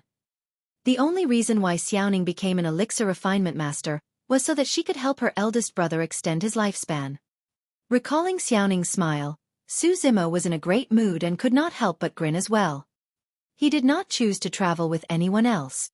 That was because from the moment he decided to fight for the human emperor's palace's inheritance, he had already made up his mind to change his appearance and hide everything about his background. With the descent of the human emperor's palace, Su Zimo would have to face almost all the super sects of Tianhuang mainland. If a massive battle were to break out, it would be difficult to resolve the situation. Furthermore, there was a burning desire within Su Zimo. He wanted to fight to his heart's content without having to conceal his demonic cultivation, to have a hearty battle with many paragons without having to hide anything. Since there was a chance that he had to take on his demon form, Su Zimo had to change his appearance. Even if all the super sects wanted to take revenge later on, they would not be able to seek him out. To ensure that nothing went wrong, Su Zimo would not use any means that would expose his identity. Speeding along the way, a series of crackling sounds came from within his body as his tendons and bones rang while his muscles expanded and his body turned taller. Even his facial features were changing. In the blink of an eye, the original Su Zimo disappeared entirely. In his place was a 2-meter-tall burly man. With rough facial features, thick eyebrows, large eyes and a wide nose and mouth, there was nothing delicate about his appearance anymore. Su Zimo whipped out a spirit energy mirror and looked at his reflection, grinning in satisfaction. His green robes were no longer matching with his burly appearance. Rumbling through his storage bag, Su Zimo dug out a linen shirt and draped it casually over his body, exposing his chest. He looked carefree and unreserved. A nascent soul could deploy his spirit consciousness and check on Su Zimo. Other than that, no one could find any loopholes on Su Zimo's appearance with their naked eyes. This was the ancient battlefield and there were only sealers at Golden Core Realm at most. In other words, the probability of Su Zimo being exposed was almost zero. Under the heavens, the human emperor's palace was still descending slowly, exuding boundless might. The closer it was to the human emperor's palace, the more evident the feeling became. Those that wanted to contend for the human emperor's palace's inheritance would have to enter the area enveloped by it. This was also where the final fight would take place. Su Zimo sprinted day and night without resting. 3 days later, his ears buzzed and caught wind of the sounds of fighting coming from the southwest. There were some angry shouts mixed with the sounds. Fights were extremely common in the ancient battlefield. People could get into fights even if they met by chance, let alone if they had disagreements. Because it was way too common, Su Zimo did not intend to bother about it at all. However, he did not advance far when his expression changed. Raising his brow, he came to a stop and listened intently with raised ears. He seemed to hear a familiar voice in that fight. After some hesitation, Su Zimo changed his direction and dashed towards the southwest. Poof! A large head was chopped off with blood flowing like a fountain. Filled with spirit energy, a 7-Meridian Foundation establishment cultivator was using a long saber and fighting against 4 other cultivators in an intense fight. Several corpses laid on the ground with warm blood still flowing. It was clear that they hadn't died long ago. On the side of the battlefield, a beautiful young girl stood. She wore a pink dress and had a veil over her face, clapping as she smiled brightly. "You're amazing, fellow Taoist. Another bad guy is dead. Miss, don't worry. Ding Hongxian, will definitely protect you." The 7 Meridian Foundation establishment cultivator who was fighting against 4 people turned and said to the girl in pink, "Ding Hongxian, have you gone crazy?" Opposite him, a man shouted, "The person behind you is a demoness. Don't be bewitched by her and lose yourself." "Senior brother Ding, why are we fighting among ourselves? It's not too late if we capture this peerless beauty first before enjoying her later."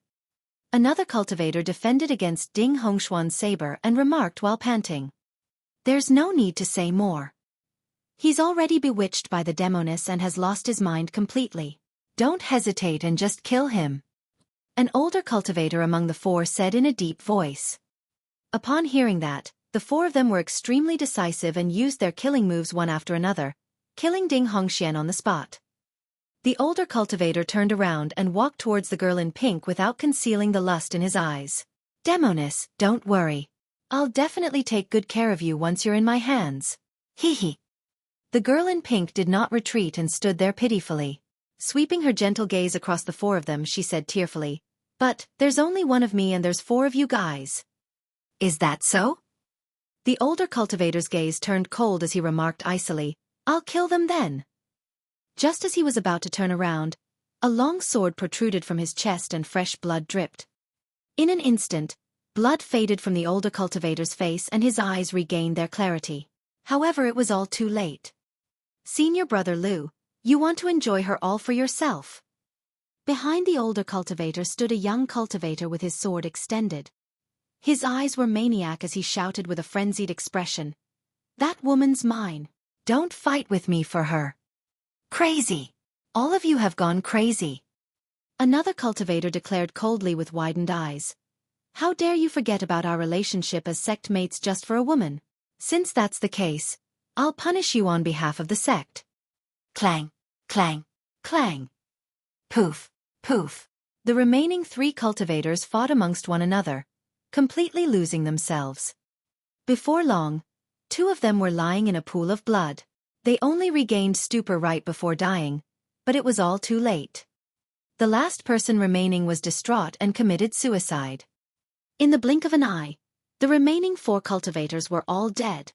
As for the girl in pink, she did not move at all and was watching coldly from the sidelines right from the beginning with a faint hint of mockery in her eyes. That was a true effortless victory. Amitabha. Not far away, a Buddhist proclamation sounded. "Female patron, you have a vicious heart and will descend into the 18 levels of hell sooner or later to receive your karma. If you're willing to repent and turn to Buddha, there might still be a sliver of hope for you."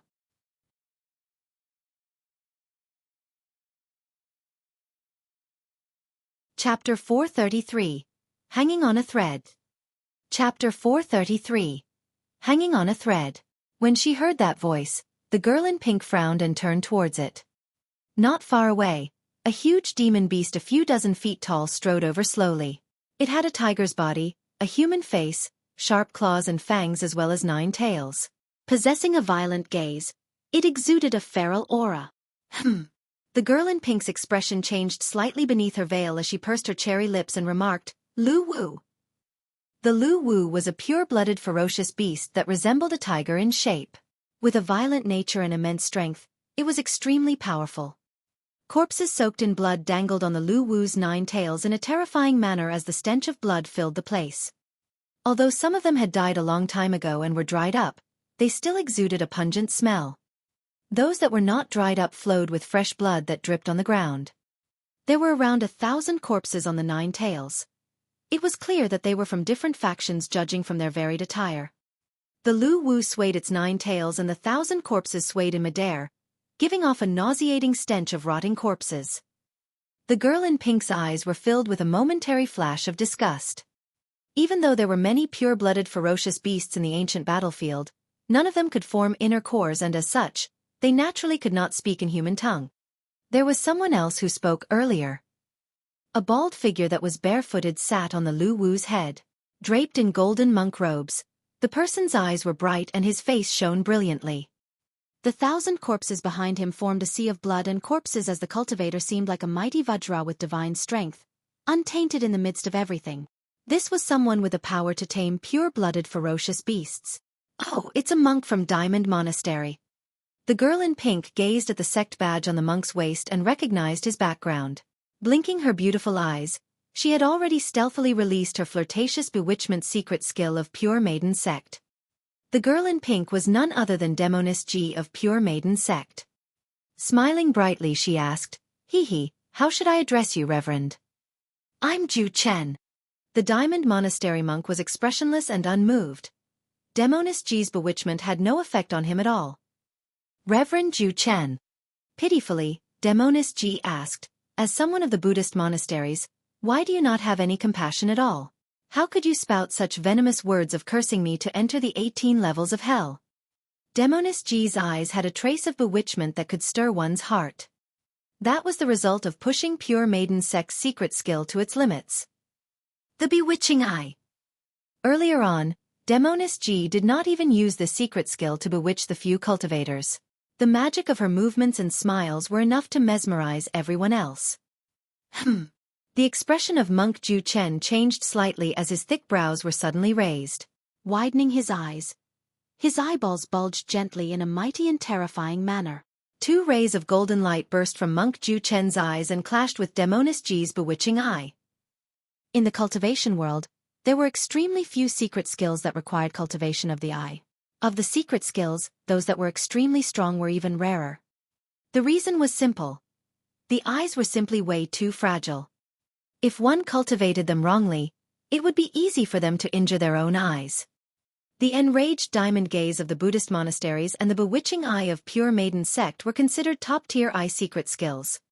Ordinary cultivators would lose their guts instantly upon meeting with the enraged diamond gaze.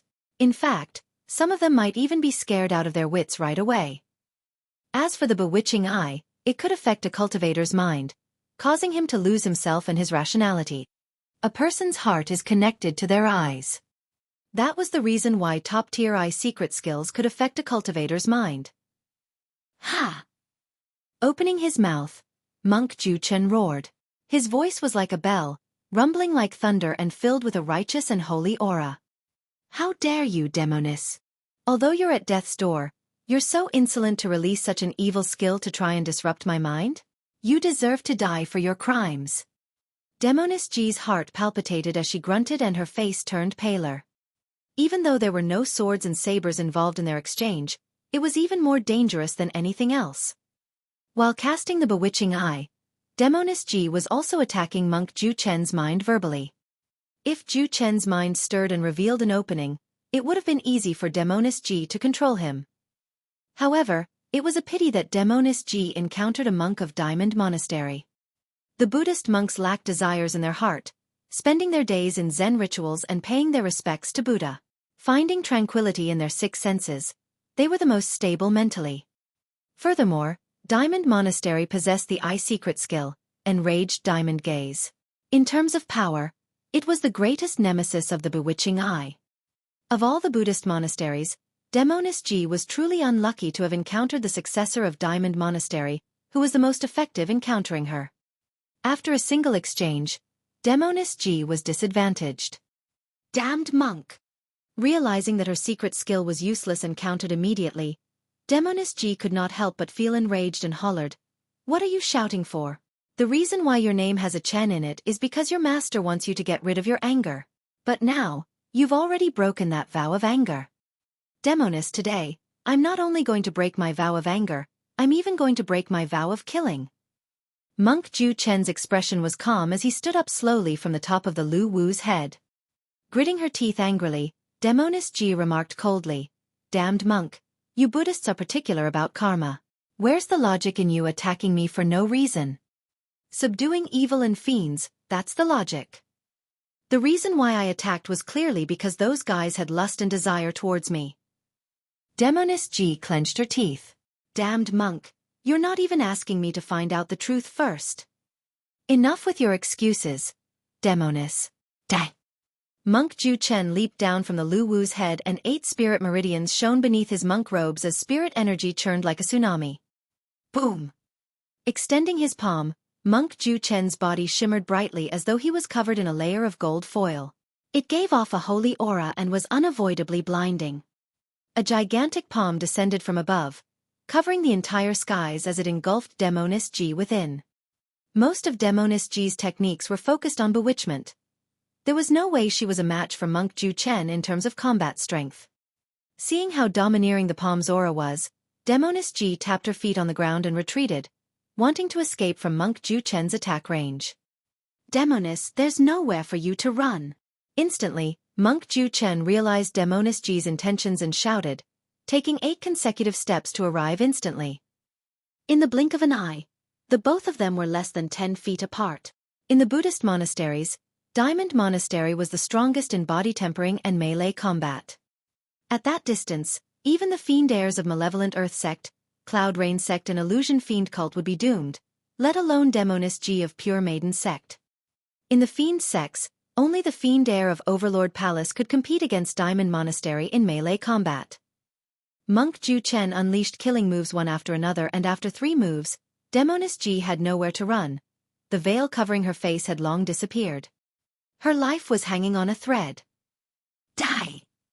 Monk Ju Chen released yet another roar that shocked one's mind as a golden luster shone on the gigantic fist as it closed it to Demoness Ji. The golden light was blinding and the wind from the fist was like a sharp knife, causing Demoness Ji's cheeks to ache. Her heart sank. To think that as the pure maiden of Pure Maiden Sect, I would end up dying here. Before she could finish her thoughts, the situation on the battlefield changed.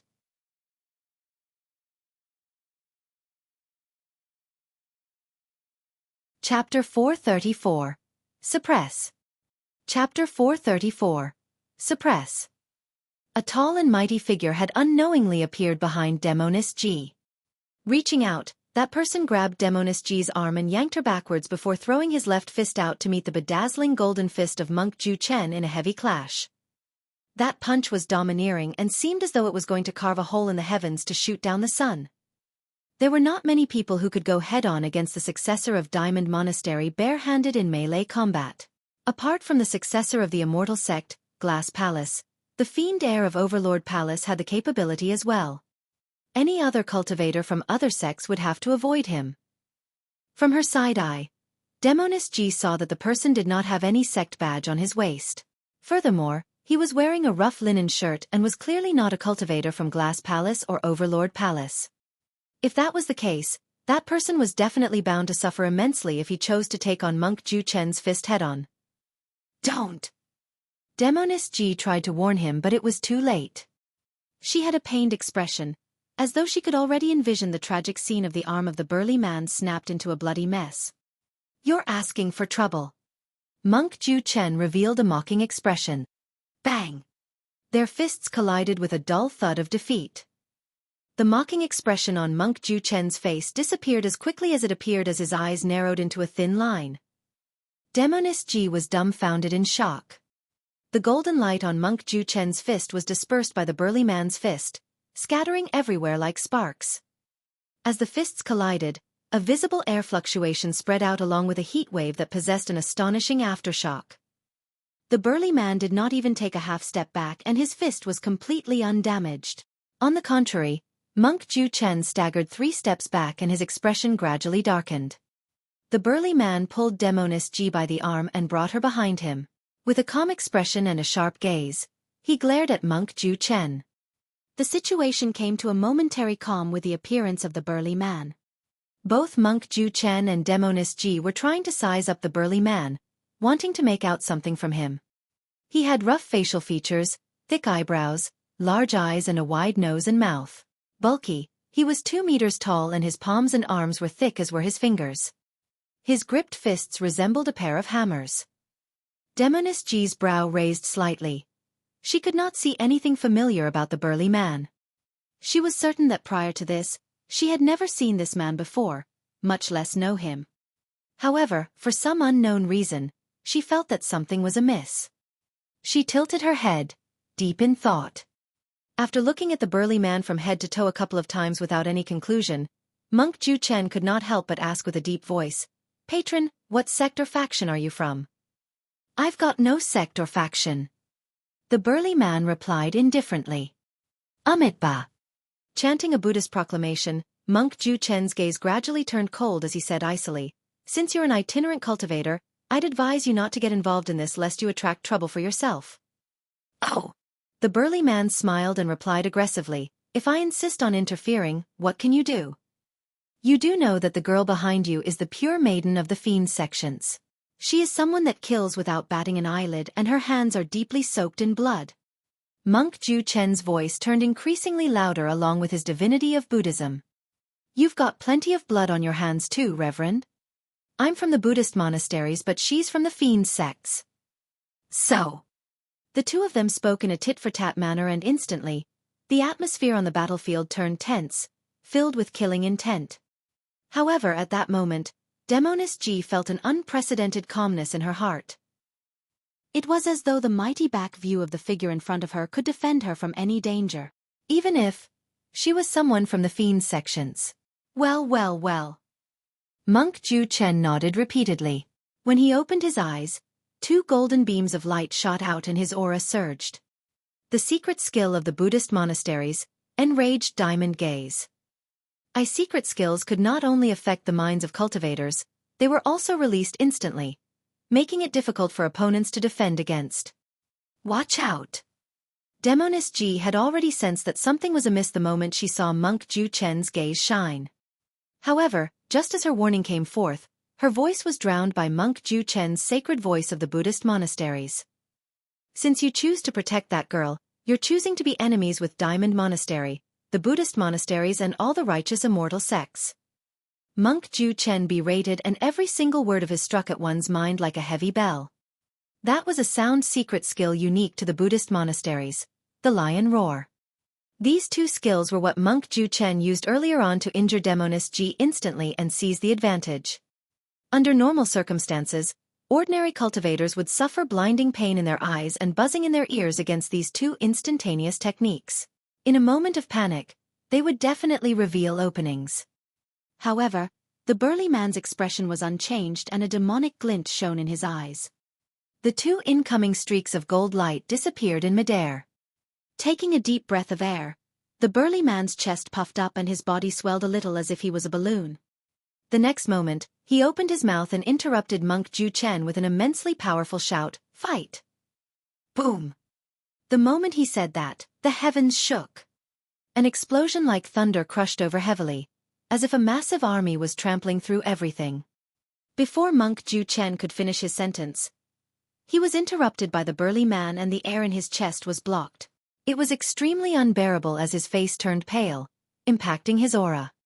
The 2 of them were extremely close and with a single huge stride, the burly man arrived before Monk Ju Chen almost in the blink of an eye. Boom! He stomped his feet heavily on the ground and the earth and mountains shook. In fact, 2 gigantic ravines appeared in the ground behind him as the mud was overturned. Demoness Ji was shocked and her alluring lips spread open slightly as she watched everything in disbelief. Just who was this person? Even pure-blooded ferocious beasts wouldn't cause such an impact if they crossed rampantly. The pure-blooded ferocious beast, Lu Wu, who was standing behind Monk Ju Chen, was initially watching coldly from the sidelines. However, it was shocked when it sensed the aura of the burly man and its fur stood on end, causing its entire body to expand greatly. This was the natural reaction of a demon beast when it sensed extreme danger. At that moment, in terms of aura, the burly man had already crushed Monk Ju Chen completely. Swoosh!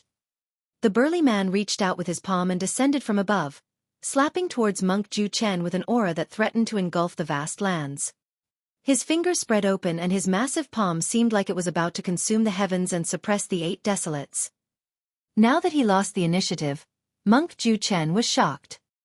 He did not have time to dig out his Buddhist spirit weapons from his storage bag, and could only prop up his arms in defense against the colossal force. Bang! The burly man's palm crushed heavily against Monk Ju Chen's arms. Instantly, Monk Ju Chen seemed like he had turned shorter as his feet sank deep into the ground beyond his knees. At that moment, Demoness G felt like she was witnessing a great demon god that stood tall in the sky, looking down at the vast world as he crushed an ant with his gigantic palm. At this moment, the successor of Diamond Monastery had lost all his aura and was akin to an ant squashed in the mud. Crack, crack, crack. Both sides were still in a deadlock. However, the sound of bones shifting could be heard from within Monk Ju Chen's body, as if his bones were about to fall apart, grinding endlessly in a jarring manner.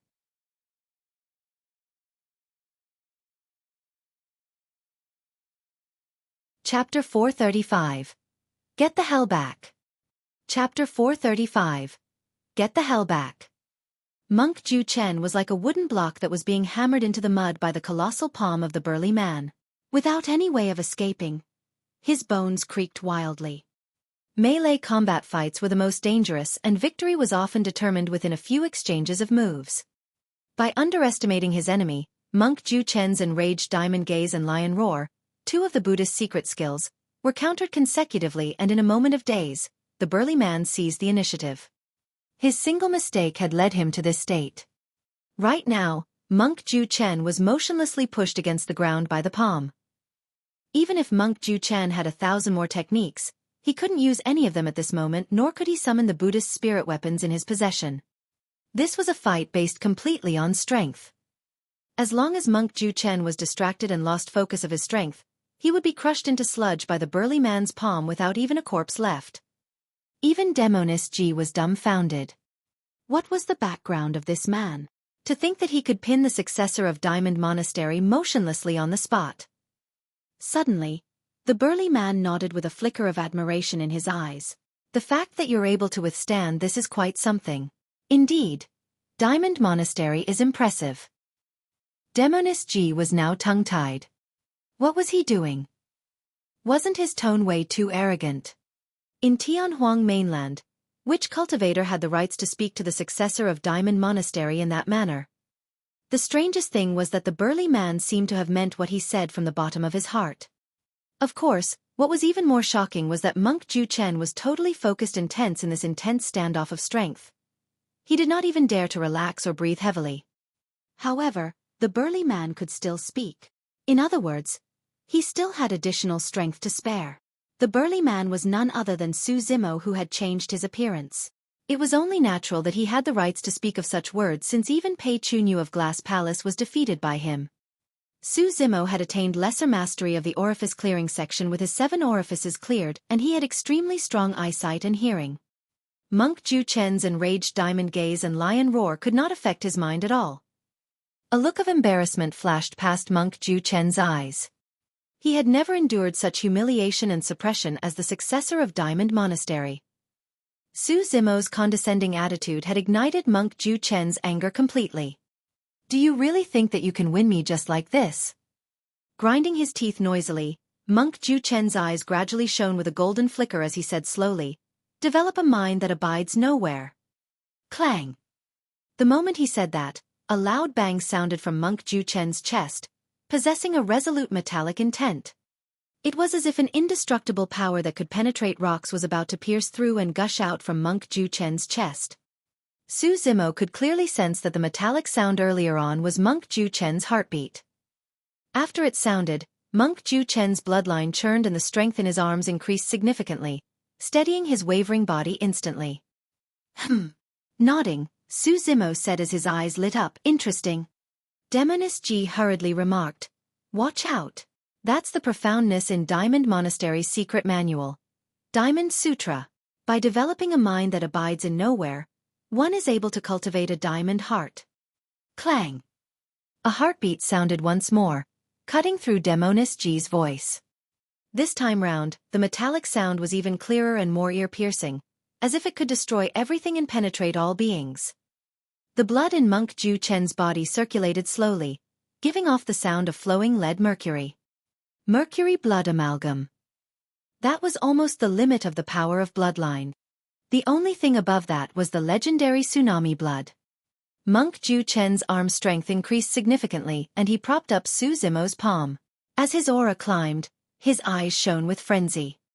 Demoness G continued, "Each time the diamond heart thumps, it would swap blood with the marrow and refine his tendons and bones." At the limit of its cultivation, one's body becomes indestructible and can even fight against pure-blooded ferocious beasts. Clang, clang, clang. As though he was trying to prove how scary the diamond heart was, the heartbeat coming from Monk Ju Chen pounded even faster as his blood raced within his body. Swoosh. The sound of lead mercury was endless. Patron, you are too naive to think that you can kill me with a single palm strike. Slowly, Monk Ju Chen spoke with a metallic voice that was forceful and resolute. His body was covered with a layer of shiny golden luster.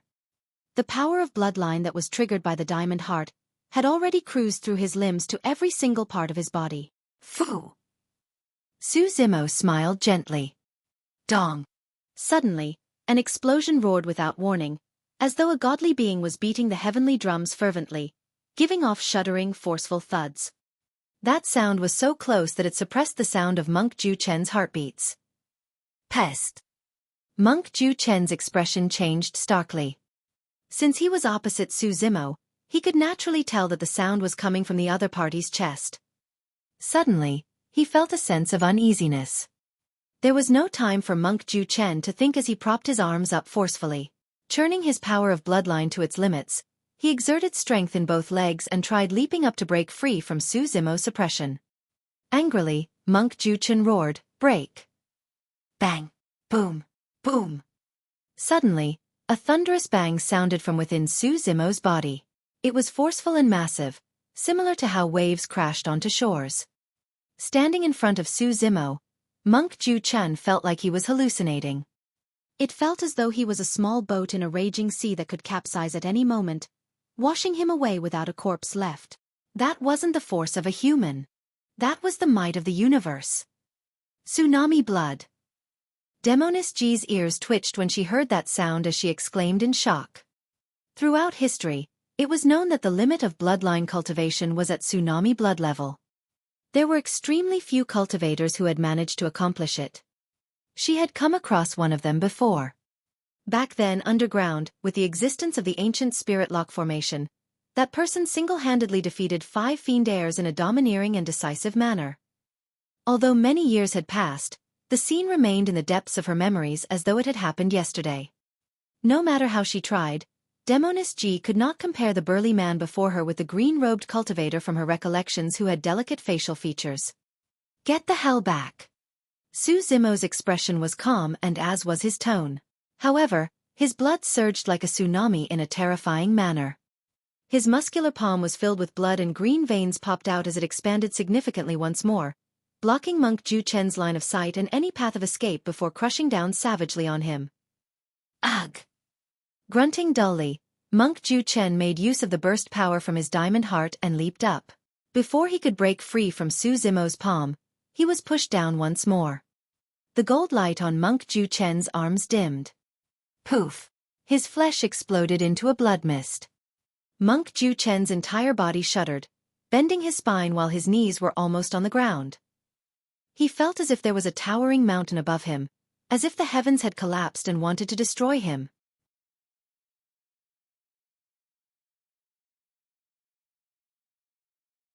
Chapter 436. Retreating in Defeat. Chapter 436. Retreating in Defeat. If this carried on, Monk Ju Chen would be dead within 3 breaths. Roar! Suddenly, a ferocious beast roared deafeningly. A dark shadow darted over and covered the skies, carrying forth a tragic aura that was suffocating. The Lu Wu that was dozens of feet tall lunged over with a stench of blood. Its eyes were vicious as it bared its sharp fangs and claws with a menacing expression. Su Zimo furrowed his brows slightly. Pure-blooded ferocious beasts were extremely strong, and even perfect spirit weapons were not superior against their fangs and claws. In fact, there were even some special weapons that were crafted from the bones, fangs and claws of pure-blooded ferocious beasts. Good move! Su Zimo's expression was unchanged as he continued suppressing Monk Ju Chen with one hand. His other hand turned into a fist and his large tendons pulsated with his bloodline. Expanding swiftly. His fist was akin to a purplish-green seal with a torrential blood chi. He stood on the spot like a towering ancient god as he smashed that purplish-green seal of a fist heavily towards the Lu Wu's head. The aura of that punch was terrifying and in an instant, Even the air ruptured with a deafening bang. As a pure-blooded ferocious beast, the Lu Wu naturally knew how powerful that punch was. Although its bones were tough, it did not dare to fight head-on against Su Zimo's fist as it hurriedly received the blow with its claws. Bang! There was a deafening sound. The Lu Wu shuddered and fell from midair. Su Zimo stood where he was without budging at all as his tendons and bones sounded loudly. His eyes were bright, filled with a torrential combat intent. Demoness Ji felt her heart skip a beat. This was a truly ruthless man. Humans were born with weak bodies without sharp fangs or claws. The fact that someone was able to cultivate to a point where he could contend against pure-blooded ferocious beasts was simply too rare.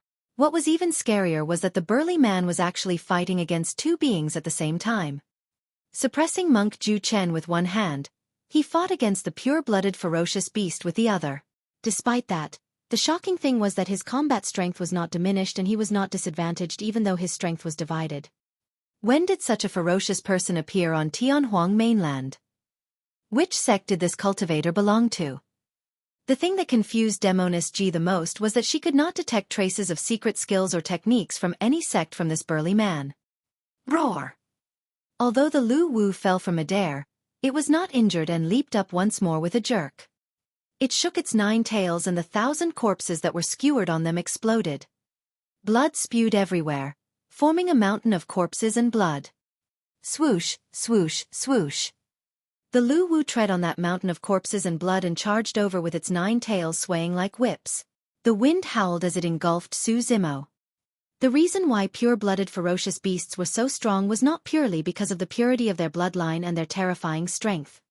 It was because they possessed killing moves that other demon beasts did not have. Take the hook snake back in the Fog Valley for example. Its tail had a gigantic hook that was laced with poison. That hook was indestructible and sharp. Even Night Spirit would not be able to defend against it with its body. It was the same for the Lu Wu before them. Swaying behind, its 9 tails formed a sealed space and they could attack from various directions. It was like dealing with 9 steel whips that were extremely difficult and troublesome to defend against. Piak! Reaching out, Su Zimo scooped in midair and grabbed one of the Lu Wu's thick tails. However, he could not defend against the other 8 tails. Even with his physique, his organs would suffer from the impact of 8 tails smashing on his body. Left with no other choice, Su Zimo released his palm that was holding Monk Ju Chen down. Instantly, Monk Ju Chen seized the moment of opportunity and his diamond heart pounded, surging his body with his diamond bloodline. Leaping from the ground, he ran off into the distance without turning back at all. He wouldn't have been able to hold on if it lasted for 2 more breaths. Drenched from head to toe in cold sweat, he felt as though he had just passed through Hell's gates. Boom! Su Zimo stomped on the ground and he retreated rapidly. He gripped a tail with both hands and exerted strength in his arms just as he was retreating. The tremendous force was transferred to the Lu Wu through its tail. It shuddered immensely and its body nearly broke apart. Instantly, the other 8 tails lost their strength and directions. Su Zimo took a deep breath of air and yanked that thick tail, lifting the massive body of the Lu Wu into the air before swinging it to slam onto the ground. It was a deafening crush. Dust clouds rose everywhere. Even Demoness Ji was dumbfounded. Everything happening before her had completely exceeded her expectations.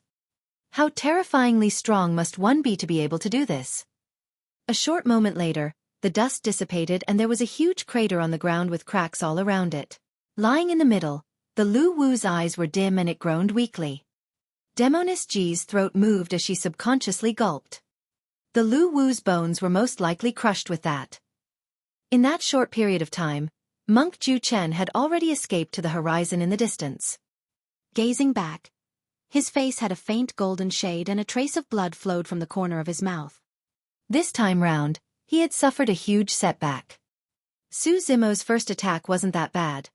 After all, Monk Ju Chen managed to defend against it. However, with the second attack, Su Zimo's aura rose. Coupled with the fact that he was pinned on the ground, Monk Ju Chen's body could not take it at all and the flesh on his arms were ripped while his organs had shifted positions.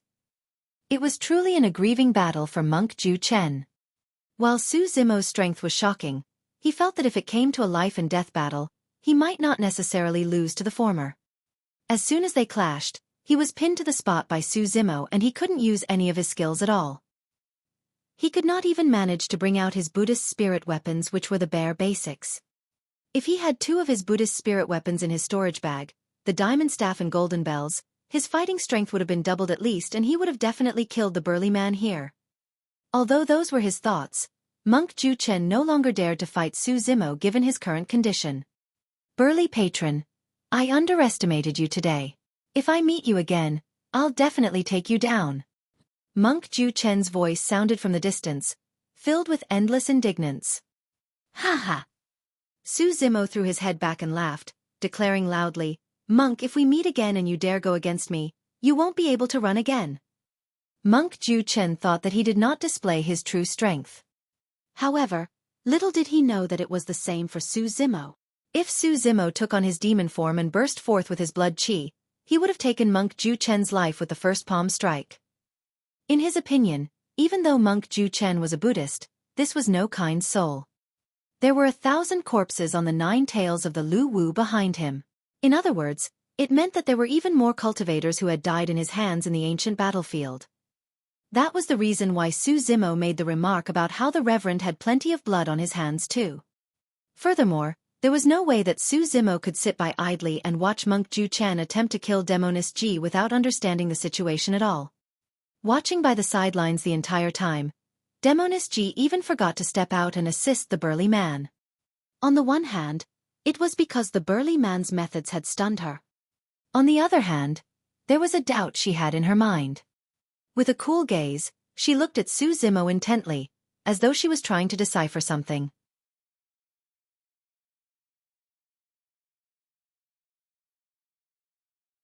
Chapter 437, Doubt.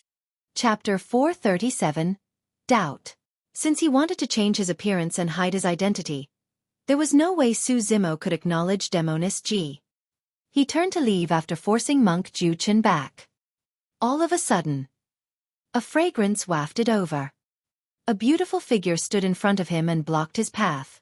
Closing in, a smiling face looked at Su Zimo with deep interest without blinking.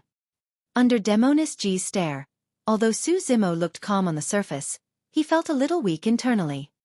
He was worried that he might have revealed any mistakes, exposing his disguise to Demoness Ji.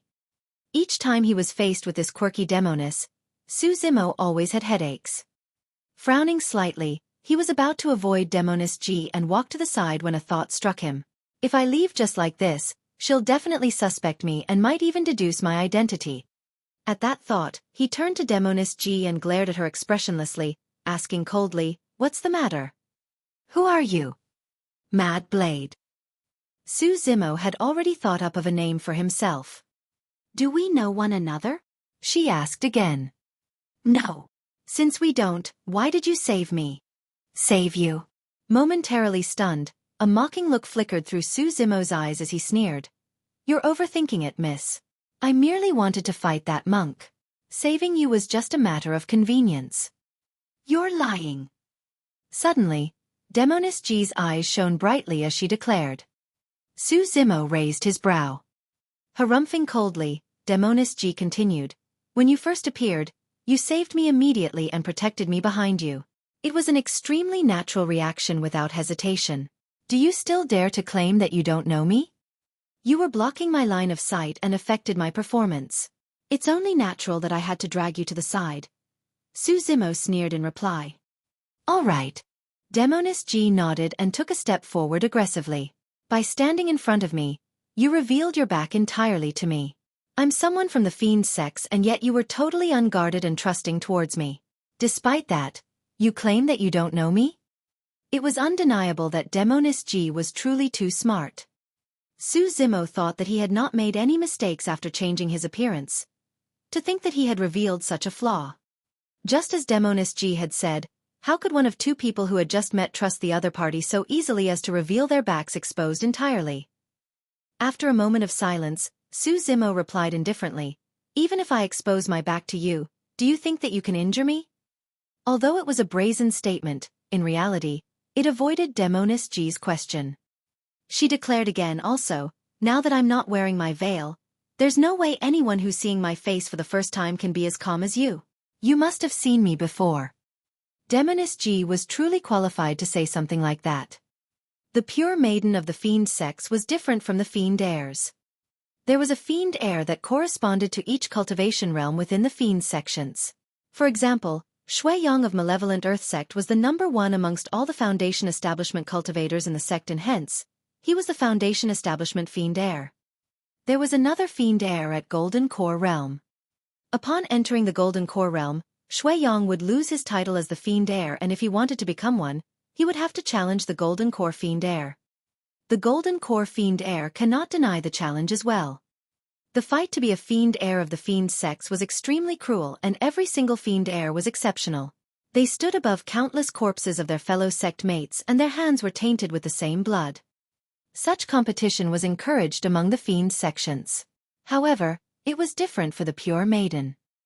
From the Qi condensation realm all the way to the Golden Core realm or even higher, there was only a single disciple of pure maiden sect that could obtain the true inheritance of the sect. Unless the current generation's pure maiden dies or loses her qualifications, pure maiden sect would not select a new successor. Pure maiden sect had extremely high expectations for their pure maidens, and it was not an exaggeration to say that the candidate is 1 in a billion. Every generation's pure maiden was born with a natural charm that could topple worlds with every wink, smile and action of theirs. Once they were truly grown up, they would definitely be peerless demonesses who could bewitch the masses. In the battle earlier, Demoness G was totally countered because she was dealing with the successor of Diamond Monastery. If it was the successor of any other sect, they would have to consider if they could handle the bewitchment of the pure maiden of the fiend sections. Countless years ago, there was a generation's pure maiden who even managed to bewitch a legacy disciple of that generation's Diamond Monastery. The latter was totally subdued and joined the fiend sex, shocking the entire cultivation world. That generation, Diamond Monastery turned into a laughing stock of the cultivation world. That was the reason why Diamond Monastery and Pure Maiden Sect had a long-standing feud that spanned beyond their different DAOs. Ever since Su Zimo appeared, he was too composed despite seeing Demoness G's face. There was no ripple in his eyes. It was only natural that Demoness G became suspicious. Turning around, Su Zimo's gaze shifted slowly on Demoness G. Finally, his bold gaze landed on Demoness G's flawless and almost breathtaking face, grinning. "Woman, you're quite interesting. Are you hinting to me that you want to be my DAO companion?" Demoness G furrowed her brows slightly. She was extremely familiar with the look that the burly man was giving off. It was a kind of gaze that made her disgusted. Although Pure Maiden Sect and Cloud Rain Sect seemed similar, they were vastly different. Cloud Rain Sect cultivated the DAO of Indulgence.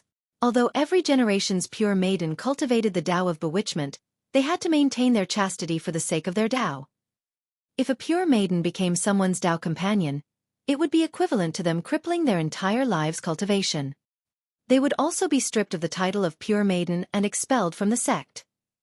If a Pure Maiden lost her cultivation and the backing of the fiend sex while retaining her flawlessly charming looks, their fates were clearly imaginable. They would most likely become the slaves of other cultivators and live a life worse than death. Although countless cultivators had fallen to Demoness G's charms up till this point of her cultivation, she had never had any physical contact with any man. Apart from a single person. A green-robed figure flashed through Demoness G's mind and she bit her lips. That day, the two of them were stuck in a stone coffin that was extremely cramped. Coupled with the fact that they were being washed away by the river undercurrent, that man had taken quite a bit of advantage of her in the darkness. Initially, Demoness G thought that the burly man before her was that man. But now, given the burly man's crude actions and language, she shook her head and lamented internally, "Have I really thought too much?" You're tuning in to the Xueqi's Martial Arts Saga YouTube channel. Don't forget to subscribe and join us on this journey to catch the most captivating stories.